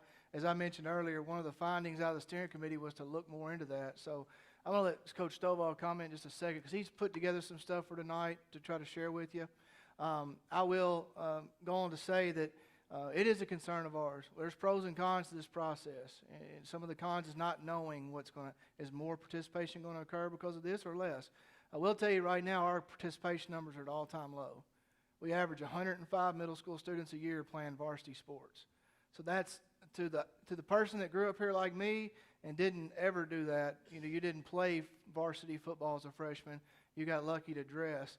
You didn't start in your team until you were junior or senior. And I had the opportunity to play in college in baseball. I didn't play a varsity baseball game until a junior year. We're not there anymore. Our participation numbers are here compared to where they used to be. So it is, and it's understandable. I mean, the first thing you hear when you think of this is, man, everything shrinks in half the amount of team spots. But when you think about, if he's going to share with you the amount of spots that are going unused right now because we're not fielding full teams. He'll share that with you.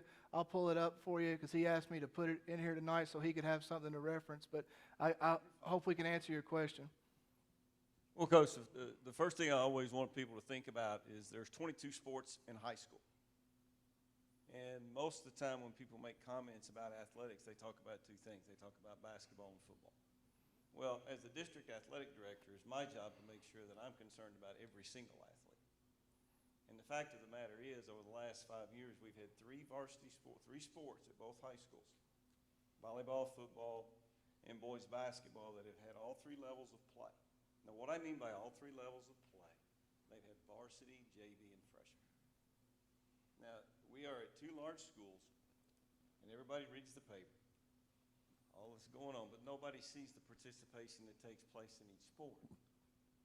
Three sports at both schools. Now, I'm not telling you that we don't have single sports that have all three levels, but just three. We had some teams that don't even have enough participants to play as a team in the postseason.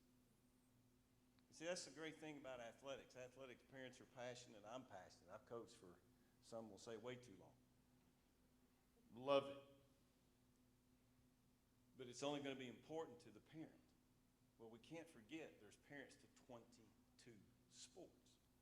And this gives opportunities to all sports, not just your major ones that are the headlines in the Kentucky New Era. If you look at the statistics, those of you that know me know that I wear my feelings on my shoulder. Pretty passionate about anything that I say. And my opinion is irrelevant here. I wanted to be able to give you some numbers to show you facts. Not what I think, facts. The numbers that you see on the board come from the last 5 years of the Title IX report that every public high school is required to turn in. Those numbers include participation, roster spots. Don't make this up. Failed calculus 4 times. I couldn't handle it. This is addition and subtraction and average, so I'm okay. But if you look at the top, you'll see Hopkinsville's roster numbers. That's position spots. Each year, that's how many spots they had at their high school. Over a 5-year period, they averaged 507. If you look at participants, that's the actual number of Hopkinsville high school students that played a sport. Over 5 years, that averaged 303. Now look at the two numbers underneath. That's 261 athletes. We average, over 5 years at Hopkinsville, 42 middle school kids playing at the high school level. Now jump down and look at Christian County. You can see their average of roster spots, 530. And again, I'm not talking about student athletes, I'm talking about roster positions. I messed my math up again. 340. I didn't make that font big enough. 349. 300 and whatever that number is, 49. So you get aged, sorry. Participants, 291 were Coach, high hold your school- microphone up to your face. were high school students. 58 were middle school. So what the next line represents the number of middle school participants at the high school level, an average over 5 years. Every single year, we have 100 middle school students that play at the high school level. And we only have 3 sports at both schools that have all 3 levels. Now the next, that's fact, I can't make that up.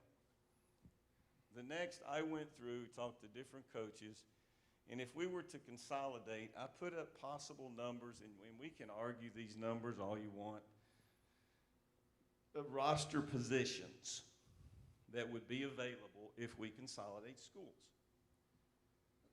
Thank goodness for calculators. That's 635 potential roster positions.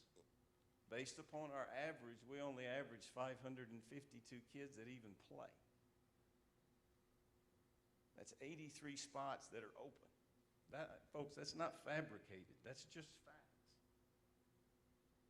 Our kids deserve an opportunity to play a progressive nature of athletics, where they play a full freshman schedule, where they can develop, mature, skill-wise, through all 3 levels. Another opportunity that consolidation can provide, we just finished a survey. Coach Leach is right over there. Coach Wheeler is over there. For the Kentucky High School Athletic Association. Surveyed all our kids. What 3 sports you want? They want a bowl. I don't know if we can put a bowl. We'll bowl. They want a field hockey team. They want to play lacrosse. This facility offers that. Now, this isn't something that's made up. This is what the kids said they wanted. The other thing they wanted, the survey asked about non-sanctioned Kentucky High School Athletic Association sports. That's French for intramurals, volleyball for boys, gymnastics, marksmanship. I don't know how comfortable I am about giving some kids marksmanship, but both, JROTC. ROTC, that's right. There you go. These are opportunities that we can give all kids. Guys, I coached for 33 years. I understand the importance of it. And I believe what you offer a student athlete now with this is better than what we're offering student athletes now at 2 schools. It's my opinion. I hope I answered your questions. And we have to engage our students. We have to make sure they know that these opportunities are available. We have to make sure every student is enrolled in something. And so then the That's 10 what through Mike 12 academies and the relationships Thanks, Coach. can help do that. They can help say, here's your menu, pick something because we want you to do something. We can't let you just go off into the wind without being engaged in something, whether it's sports. When was the last time we had a drama performance in Christian County Public Schools? A musical, a spring musical, a fall musical. We got to get better at that, but we can do that, we think, with this model. So. Yeah, my concern was more sports specific. Right. You're 35 spots for girls basketball, 35 for boys basketball. At the 2 schools, if you have 3 levels, you have 70 at each. There's a reason basketball, football, soccer. It's most baseball. popular, right? Yeah. That's because more kids want to participate. Right. And if you don't have these programs at your middle school level, you're not just going to get a basketball player to convince them to switch over to field hockey overnight. And that's just not Right. going to happen. And that would be a remodel of the middle school, too. Yeah. Yeah, thank you. Coach McGowan, thank you. Might also be a good time just to remind everybody that we do have 5 school board members. They serve 4-year terms. There is a school board election every 2 years. 2 are on the ballot every 2 years, and then 3 are on the ballot 2 years after that, so there's a rotation. In a previous life, I had the opportunity to serve as a school board attorney, and my observation was that serving as a school board member is somewhat akin to what Abraham Lincoln said about being hanged. If it wasn't for the honor of it, it's hardly worth it, but that was just my observation. All right, Mr. Back, you have the floor. Thank you. I don't know how to talk on a microphone. Graduate of Crofton High School, Murray State University, bachelor's degree, master's, etc. 37 years in public schools. Know Mr. Stovall well, he's a good man. Know Mr. Hunt and a few others, but I want to make a few comments about what was said.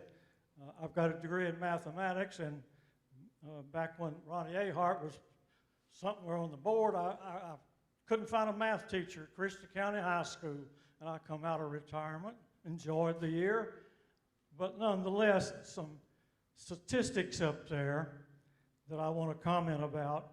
If I added correctly this past year, at that top line, between the two high schools, 854.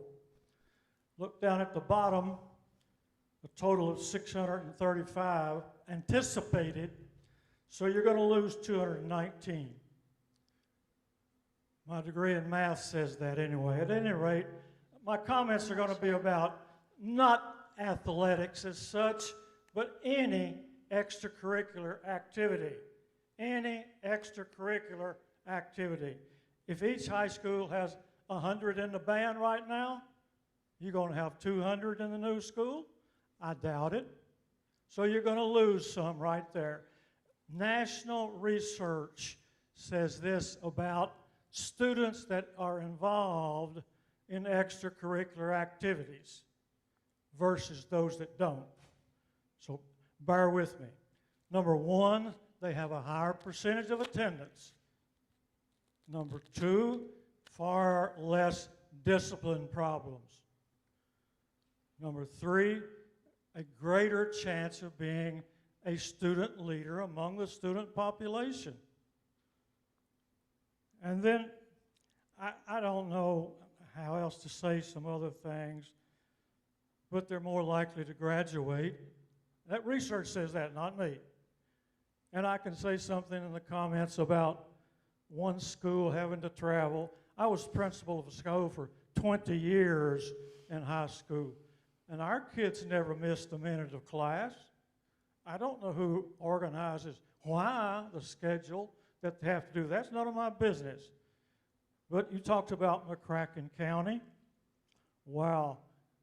They had 33 people start a football game once upon a time. They don't have but 11 now. So what happens is that's 2/3 of a loss, folks. Think about it. If I had my way, as I said, I graduated at Crofton High School. If I had my way, we'd have a North Christian High School, somewhere down around Kelly, South Christian, where it was, and keep the same two. They would be great. That's all I'm going to comment about. But you've got to watch another thing here, folks. 2 private schools in this town are going to increase if you don't watch their population. It may happen. And not only that, the new state law that says they can go out of district, those people that live close to Todd County, they've got to make a choice, or Trigg County, or down at Dawson Springs, where Mr. Stovall was once, and myself. So that's all I'll say about that. And Forrest Gump says that's all I'll say. And here, It's a great point, that last point. The House Bill 563 you're referring to, open borders and the seek money follow. So I'll just say that to say you're correct, Mr. Back, in that regards. But if we don't do something, there'll definitely be an exodus of our high school students. Because if you have a chance to go to, a brand new or Hopkins County High compared to Christian County High or Hoptown High, we may lose students as well. So he's right. The borders will open next summer, and we could be affected by that negatively. Or we could flip the script and have plans for a very nice facility, state-of-the-art, and we could have kids coming from Trigg County and Todd County here, or the private schools for that matter. Very good. Thank you, Mr. Back. Yes, ma'am. Good evening. My name is Gwen Parker, and I am a 32-plus 6-year retired teacher from Christian County and Fort Campbell. I have a big concern. The academics sounds beautiful. The building sounds beautiful. But all that glitter is not gold. Now I'm going to tell you something. You can have all of this consolidated, but I'm concerned about the behavior. Now, our children, they are like a snowball. When something breaks out, the other ones pick up on it. You've got a big mess. You have a breakout in that consolidated school, it's going to spread like wildfire. If those teachers don't get that support they need because of discipline, it's going to be just like going to the unemployment office. Some of you might not realize we have over 10 employment offices in Hopkinsville. When they're not satisfied with one factory, they go to another employment agency. They go from employment agency to employment agency. Well, let me tell you something. That discipline better be really good, and you better support your teachers, because these are some of the parents of the children, or even parents in the community that are going from employment agency to employment agency to be satisfied. Just last week, which Fort Campbell has not done ever that I've known of, they publicize that they are accepting civilian applications. They've never done it. They always employed the spouses and relatives. Thanks be to God, I got in. I'm not a spouse, I'm not a relative. But when you pray, things happen. These people, these teachers need support. Not moving a child from one place to the other, showing favoritism, because they're going to leave here, they're going to go to Clarksville, or they're going to go to Fort Campbell. Fort Campbell has a lot to offer. Not only retirement, they have a thrift savings plan where they will match whatever someone saves, and they don't even have a choice whether to save. They know it's needed, so they take it out of your check and do it for you, and you can increase it. Then you also get the retirement. You get the insurance. You get death benefits. So you have to take care of your teachers, because if something breaks out, they're gone. They are gone. I don't suggest, I'm not in favor of one school. These children don't have anything. We have one bowling alley and one movie. They go to Clarksville for entertainment. They look forward to that competition.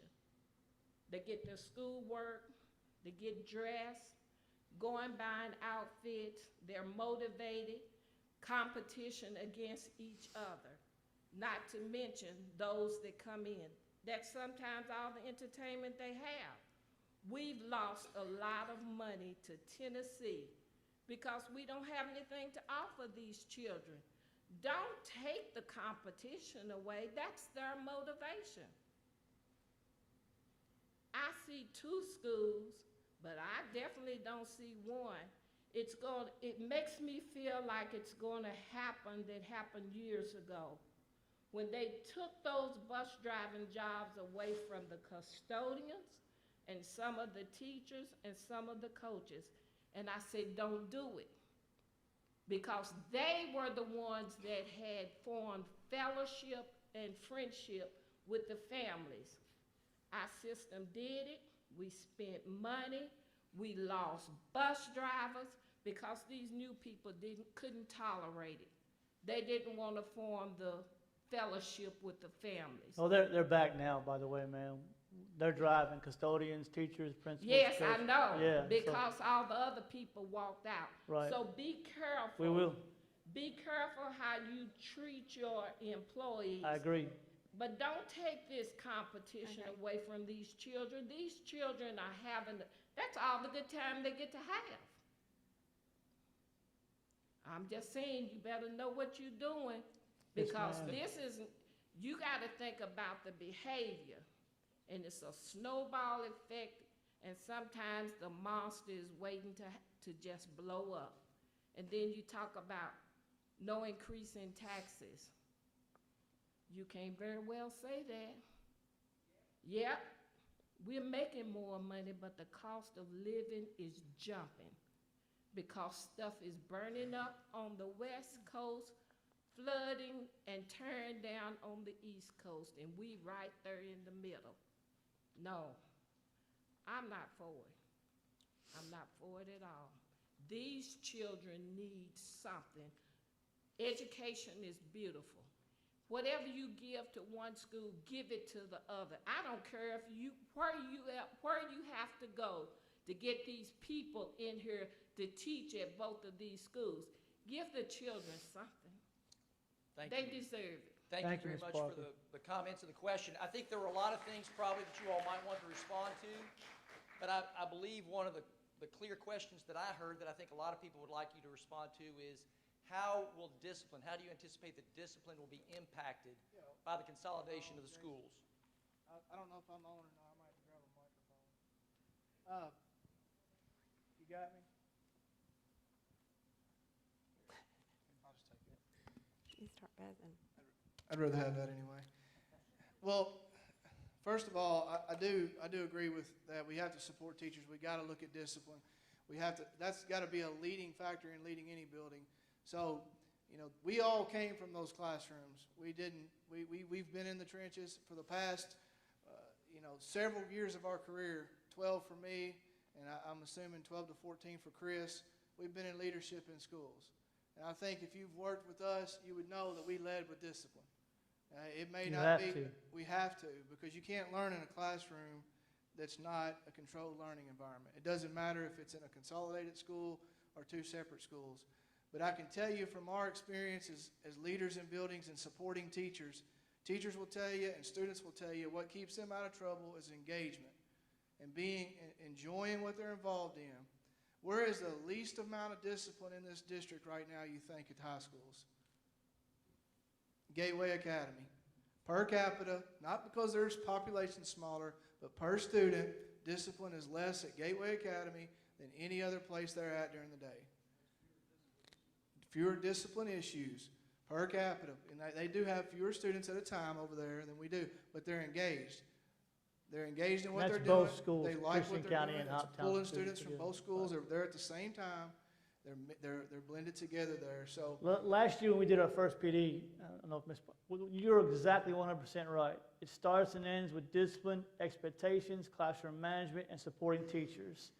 You have a purpose to come to school, you take care of business, you do the right thing, you'll stay in school. And again, I go back to if we consolidate, discipline should not change. The code should not change. The expectations for discipline should not change. What will change, for example, would be the alternative programs at the Stadium of Champions because of capacity or whatever. We have 60, is that right? We can look at repurposing one of the two high schools, Christian County High School, for example, and putting alternative programs there with larger capacity for alternate programs. Not just the kids that have problems discipline-wise, but they have things at home that they have to take care of, alternative education. So I agree with everything you said, along with supporting teachers. I do think we can breed competition between academies with the other 6A schools. Our schedule would be, I think we've talked about it. You got Henderson less than about an hour, McCracken an hour, Davies County is 6A, Apollo, Marshall, you got Warren and Bowling Green. So we'll get the competition going because competition does breed success.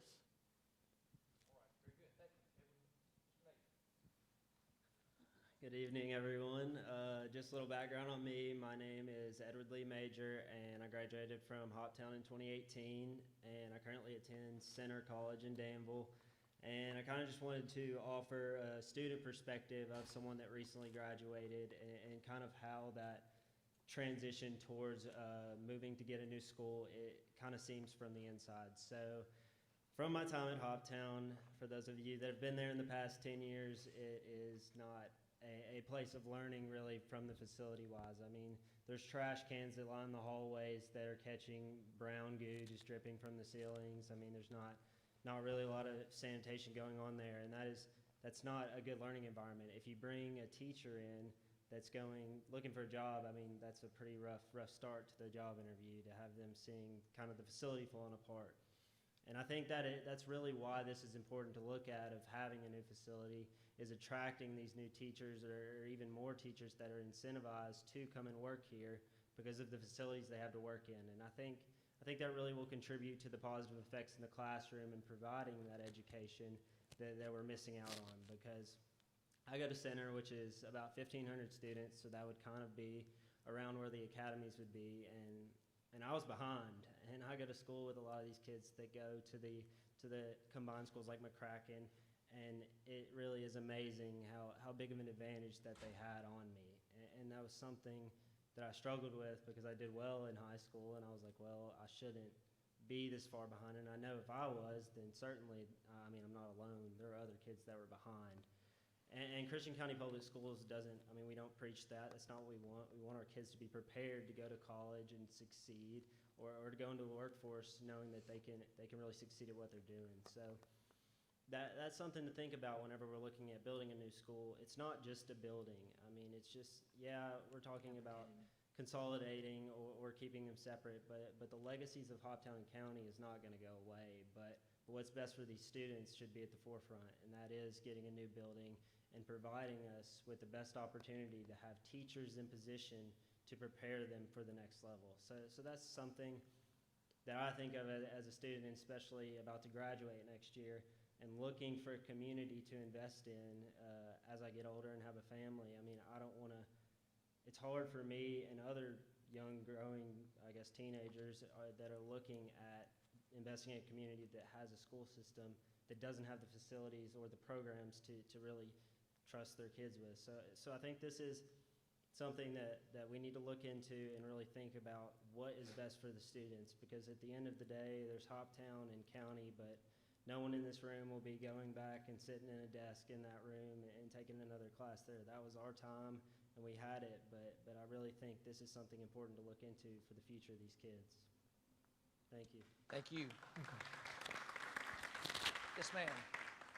I'm Molly Lewis. I live at 113 Moreland Drive, and I confess when I came in tonight that I was in the category of I was pro to schools.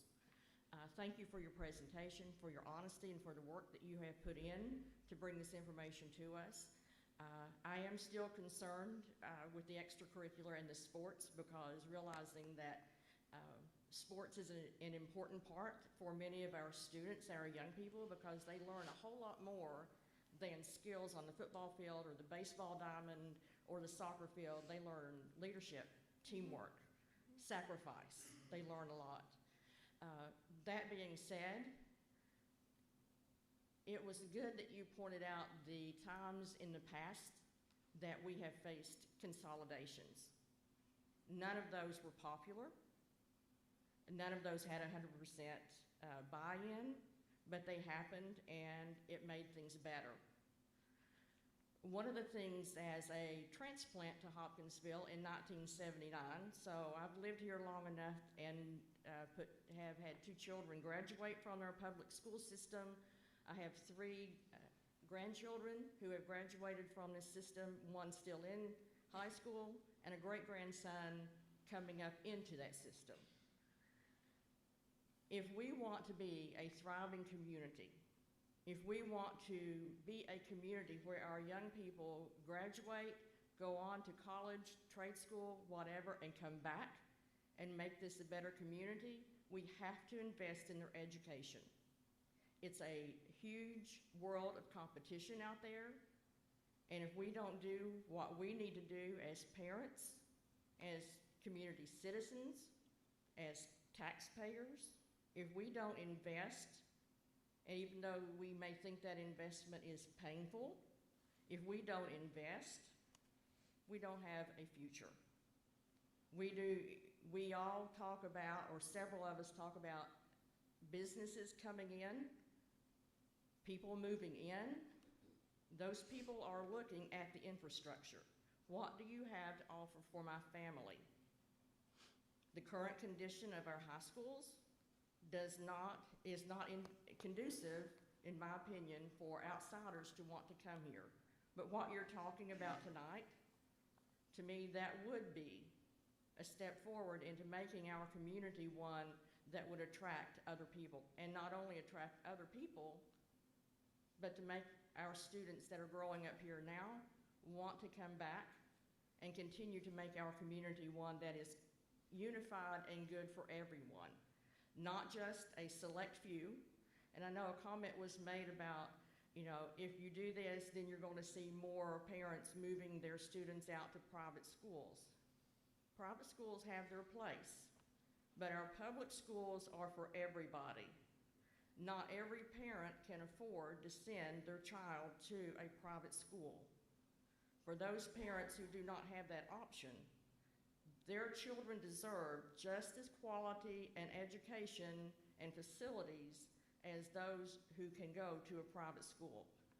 So I stand here saying, I was against what you're proposing, but you've moved me to your side. And I thank you for the work that you've done to get us to this point. Thank you, Ms. Lewis. Thank you. All right, we have time for a few more. Yes, sir. Coming right ahead. Hello, everyone. My name is Carlos Wilson. I didn't have a desire to speak about anything. I've been seeing everything that's going on just like everybody else. I went to Hopkinsville High School, 1984 graduate. So I'm a Tiger, coach Hopkinsville right now, work at Hopkinsville. But my concern right now, since you guys said you wanted to talk about something that was safety is sort of my concern. Something happened to me last week that had me, compelled me to come up here. I had a 17-year-old kid, I won't call any names. I know all the kids in the community at both schools because of AAU, umpire baseball. I mean, I'm just really involved in the community. But I'm really involved in the inner city community, the gang part of it. I know all the kids. So there was an issue that happened that none of you probably would be able to relate to. This is a reality. I got word that a 17-year-old kid that attends one of our local schools had a hit on another kid that attended another school because of the gang affiliation. Now here I am, basketball coach, don't know. I know the kid, so I go and talk to him, and I said, man, is this really necessary? And I'll talk like kids talk. He's like, this is a different world, Coach Loesch, you don't understand. He's not gonna run his mouth like that. $7,500 and he's gone. $7,500 and we have a kid not thinking about it, gonna do it. He's gonna have him killed. A local kid that attends our schools. Well, of course, I said a million things to him, in his mind was he was gonna do it. And I was like, well, you know what? I coached you, man, and I've done a lot for you. Can you let this one go for me? Well, I'm gonna do it for you, but you better tell him to quit running his mouth. Had to go talk to the other kid. I mediated the two of them, and I brought them together. Well, my point is, now we all watch the news around here. We see everything that goes on. 34 shell casings found at the Shell gas station. 18 shell casings. Well, these shell casings are coming from these kids that are in our schools. My question is, do we have your judge self, are we able to find out who's affiliated with gangs, or do we have a plan to, because when we bring them all together, there are different schools, and the way gangs work around here, I'm not sure. They usually side up with the schools and the neighborhoods and the streets that they live in. Now we're gonna bring them all into one building. I like the idea of it, sort of, but when we bring them all into one building, there's behaviors and then there's gang behavior. There's two different behaviors you're dealing with right there. When they come into that school, they're gonna be plotting how they can sell drugs, how they can get guns in, they don't like each other. I mean, that's the behavior that I'm concerned about. So if in any way, I don't know if you thought about it, but that's something that you need to consider when going into this, because it's a serious issue.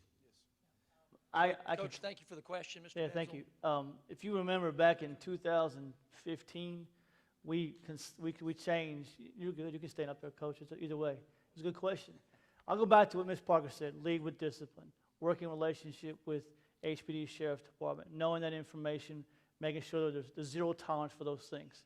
Definitely square one. Second thing, 2015-16, we changed the boundaries of our school system. Oak Grove used to go to County High, And then Walnut Street, Third Avenue, Means, the Morris Court Apartments, they all went to Hoptown High. Most of the inner city was kind of split. That changed in 2016. We had those conversations because all of Center City, East Side, West Side was going to county my first year as a principal there. So we had those conversations, we had a plan, we brought them together, and it was just fine. Now, I can't guarantee nothing will happen moving forward, and I know this for a fact. Most of those conversations that you're talking about, hits, whatever you're talking about, starts on social media, and then it ends up in our schools. So them being together, I don't think that will be a deterrent or a proponent of starting those conversations. It's just they start on social media, and then, if there's a situation. But I do think in a safer, secure, with facilities that support that, and with a plan, which we will have, because I lead with discipline, like Ms. Parker said, we'll take care of it. I can't guarantee it'll be, always like, no one can guarantee that, because it is a scary situation with our young adults this time.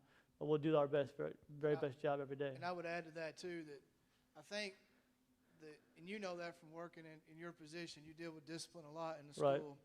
Our tips come from kids. Right. Our tips come from, you get tips at school because those kids have relationships with you. You get tips at school because kids have relationships with you. And that's where our information comes from. And I think that's been at the forefront of the discussion about splitting these kids up. Right now, we're split up into 1,100 and 1,300 on one side of town and the other. And as he said, majority of that concern that you're talking about is at one school right now. And we struggle to make sure we stay on top of what information is out there and what do we need to know. Putting them in this position here would allow us to divide them up into people that maybe get to know them a little better. Maybe they can build relationships with the adults. And they can be monitored a little better in those groups. And those groups of leaders would know what's going on within those teams. And just the general space that they were able to provide in there to be separated would and no one knows. It's all new to us. We all have to come up with a plan that we think will work and based on prior experiences. But like in 2016, when the West Side went to county from Hoptown, we'll do the same process we went through then. But keep this in mind, when you're talking about gangs and social media, when you find 34 shell casings, doesn't have anything to do with social media. They're doing it, and the majority of their gang leaders are not the ones in high school. It's the You're right. 25 and 26-year-olds. And that's that- where we the have influence. Right. And I think it's important to note, too, that if you look at discipline records, we're not having those issues in the schools. I mean, we've been blessed to not have gang shootings. We don't have a lot of fights tied to gang violence. It's something that's, for us, fortunate or not, whatever you want to describe it as, it hasn't been happening. Well, And I that's don't not, want to leave any stones unturned, but we don't. I actually talk to the kids. I ask a few of them, like, what are you guys going to do if you have to go to school with so-and-so and so-and-so? The reason we don't have as many in school is because there may be 10 Crips and 10 Bloods in the school, so they don't have the push. But I was saying, if you put them all together and all of their boys are all there together, now you create more tension. And I'm not trying to deter it. I just want to know if we got a plan for it, because we're going to be the ones sitting out in the classrooms, and our kids are going to be the ones in there in the middle of all of this chaos. Right. Okay. thank you. Okay. Good. Thank you, Coach Wilson. We're actually about out of time, but I know there are a few more people I've seen kind of move towards the microphones, and I know they want to answer every question. So let's try to move on through it and let everybody that wants to ask a question or make a comment do so. Go right ahead, sir. Thank you, Judge.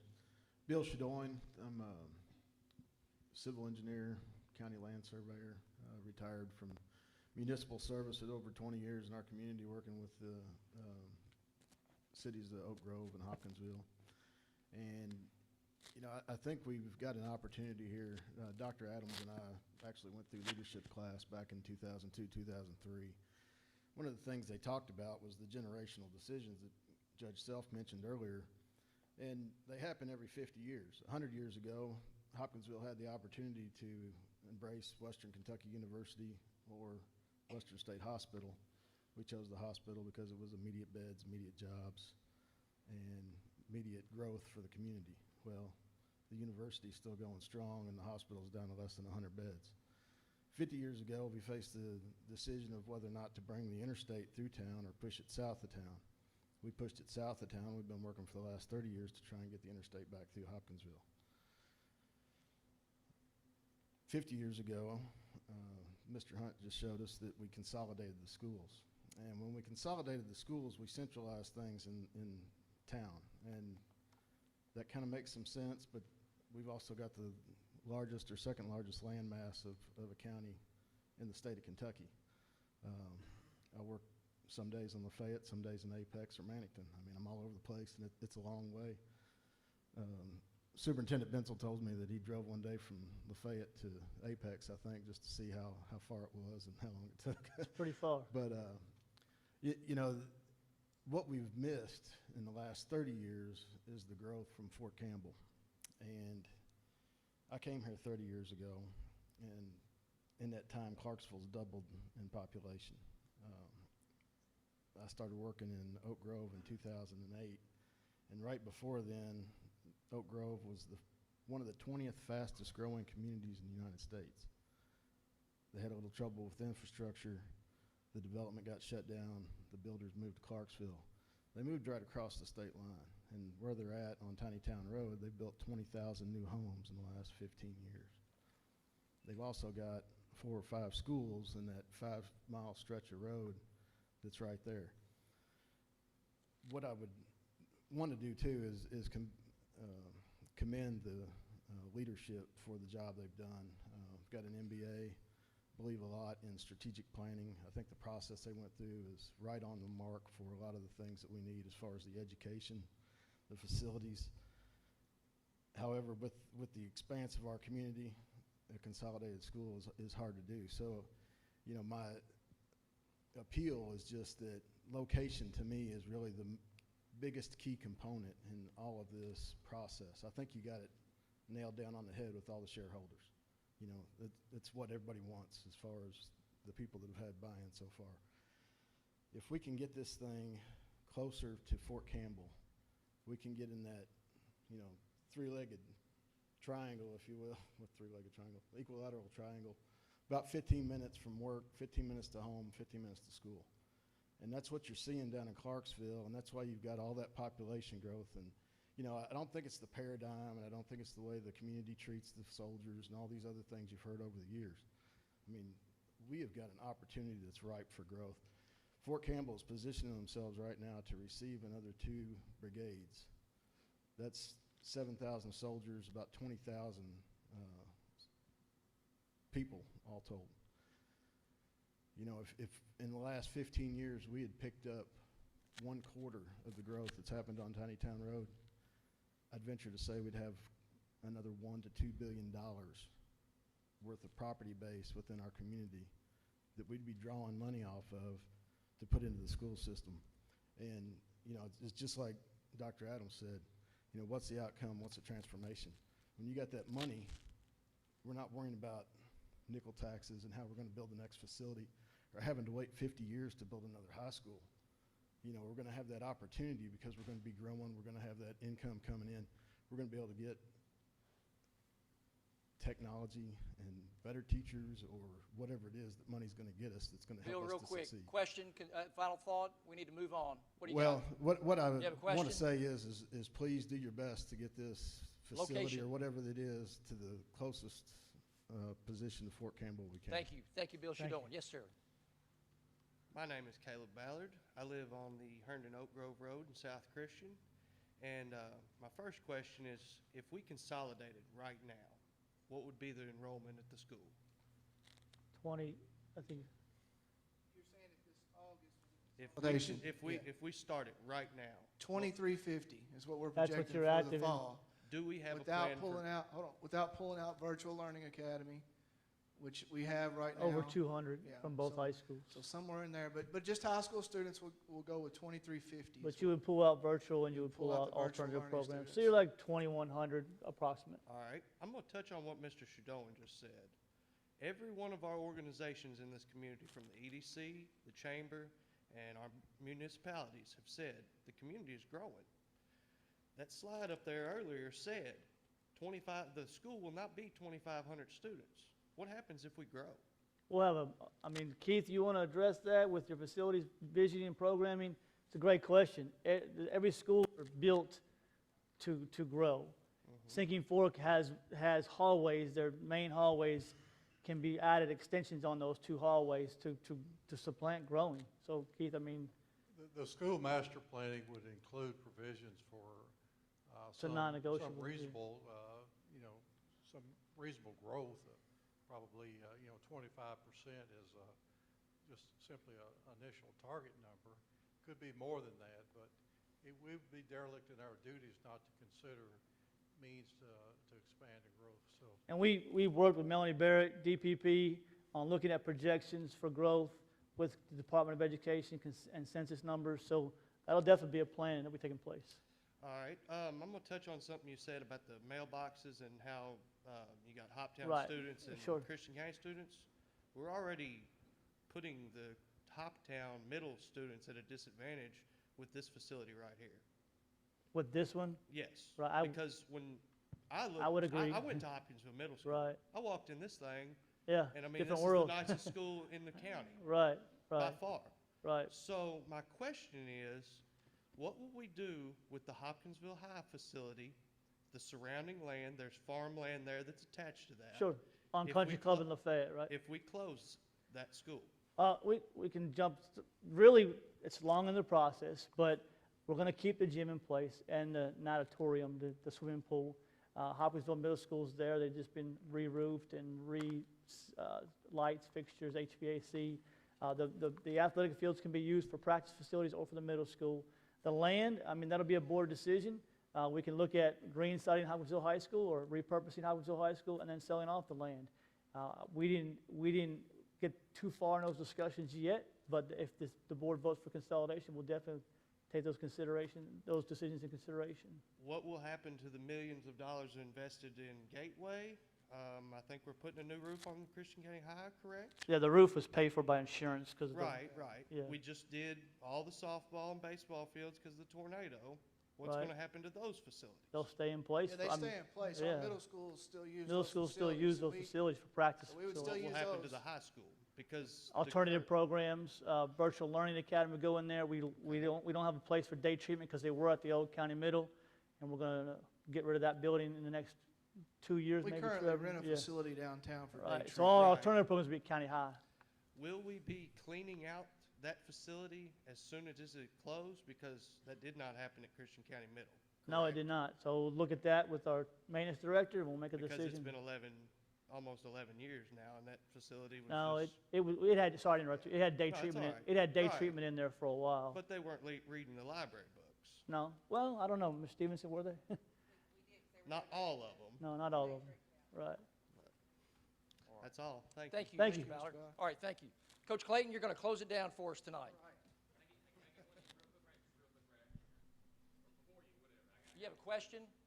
Yeah, come on, ask your question. We'll let Coach Clayton finish it up. I got like a million actually, but I'll keep it to one because Thank you. nobody's mentioned it yet. Josh Okay. Turner, longtime listener, first time speaker. Appreciate the concern on the shell casings. I'm the guy who picks those up, so the fewer the better. Academics. Nobody's mentioned how this may positively or negatively affect the academics of the students, and I think that's the biggest thing to worry about. If it doesn't Right. positively affect them, then it's the wrong decision. So I'll ask that. We did it, and we're still getting information. Frederick Douglass, Fayette County have not had enough time in their new buildings, facilities consolidation for academic data. McCracken County has, and we have the data we can share with you at any time. Come up to the board office. Every ACT score, composite score went up on academic data through the consolidation. Their attendance went up, their engagement went up, their level of attendance went up. Again, it's still 7 years into it. We hope that's our plan. We don't hope. We have to believe that this is a tipping point, not the sole end all be all. Facilities doesn't make a good academic school. We understand that, but we hope that's the plan. That's the initiative moving forward. We have that data in McCracken, Ms. Addison. Yeah, there's also evidence base behind career academies that we've looked into as far as the positive impact that those academies have been shown to have on student outcomes, on their graduation rate of high school students that are in career academies, and also just what we know about relevance. We know in education that relevance is an evidence-based practice. When kids are engaged in something that they're interested in, they're more engaged, and they're typically more successful, and there's less discipline issues. So we're using those as a basis for this model as we move forward and trying to keep those in And the Nashville forefront. Metro and Fayette County have put those in place about an hour for Nashville and 3 hours. Same demographics, and Nashville's been doing it for about 15 years, and they stand by this model. And so we're going to hopefully replicate that model because academics is the most important. Good question. Thank you. An important question. Glad you had an opportunity to answer it. Coach, you're up. Hi, Craig Clayton. Guess you'd call me a professional educator. I've been about 50 years and a football coach for about the same amount of time. My parents are both educators, retired from 2 states. I retired from 2 states now. I've been to a lot of different schools. I like to say you guys have done a fantastic job with the presentation. I support you 100% on the electives, the tech programs. I've been a big supporter of that for 40 years. When I left, 20 years ago, the big thing was tech prep. We were going to have tech prep. I was excited about it, and then just went nowhere. You know, pathways through, different diplomas, a whole 9 yards. I actually taught at Hillsborough High School in Nashville for 5 years during my trek to Tennessee. I spent 7 years at Williams County Schools, which many people consider the #1 school system in Tennessee. Hillsborough's a little different. We had the academies. Everything you showed tonight is exactly what we went through. The freshman academy, all the different things that happened there. It went great. The only problem about that at some time would be you get a dynamic teacher in one of those academies or 2 dynamic teachers. Everybody wants to go to that academy, and then you're short on the other academy. But my point is, Hillsborough was about the same size as Hopkinsville, about 1,100 students, and we managed the academy without a large school. There are a lot of academy schools in Nashville. I know that's where you guys got your presentation from. So maybe everybody doesn't have exactly the same curriculum, but it was very similar to everything. So my point is, I'm a supporter of the 2 schools. I guess everybody knows that by now, but I don't think you have to have a total consolidation to get to that point. The second thing we'll talk about is I'm an observer. I taught history, I taught psychology, I taught sociology for years, had a minor in sociology. I do not profess to be a psychologist or a sociologist, but I am a layman. I like group behavior. When I go into any kind of group behavior, I like to watch the people, so I watch students a lot.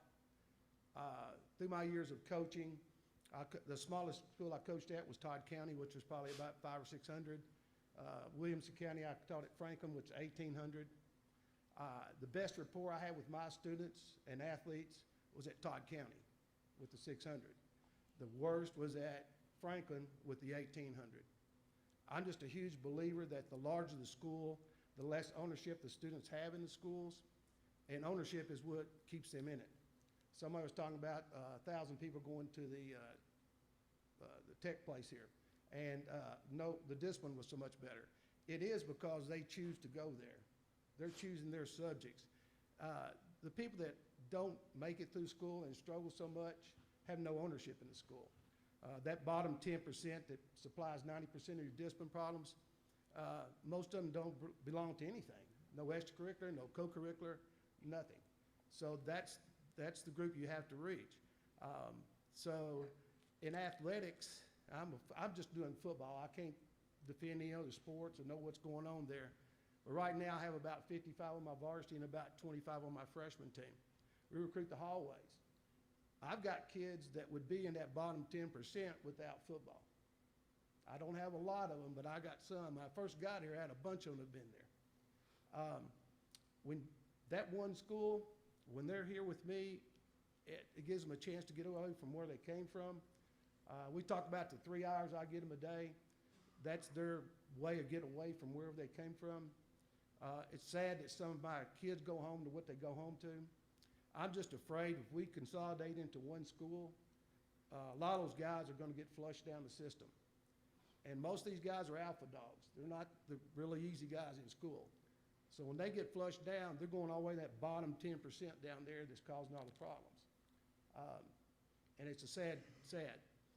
I know Mr. Self and I have talked a few times. We'd rather have 3 schools with 800 than 125 or whatever we got right now. I know a while ago we were talking about how we consolidated in Christian County and had all these schools and it just did like that. Well, when we did all that, did the education really get better? I mean, on that thing, Hopkinsville High School then probably had 600 kids. Very high educational. I mean, they were winning awards everywhere. So sometimes getting bigger isn't better. I'm just speaking on my behalf for the athletes in school, and that's for all co-curricular, extracurricular. The better the schools are with those, the better discipline problems you got. You take care of stuff. If more people involved in that, the better. Oftentimes, we get blamed for everything. They want to cut coaches' salaries because of this or that. The best dropout program ever in the history of mankind have been extracurricular and co-curricular activities. And you do it with good coaches, good people that care about, care for the kids. And I'll address one more thing, Mr. Hunt. When we're talking about when you're talking about all the coaching things and the 8th graders playing, it's pretty sad if you got a program that has to use 8th graders. As a coach, you need to get off your butt and start recruiting somebody. We are constantly in the hallways recruiting kids.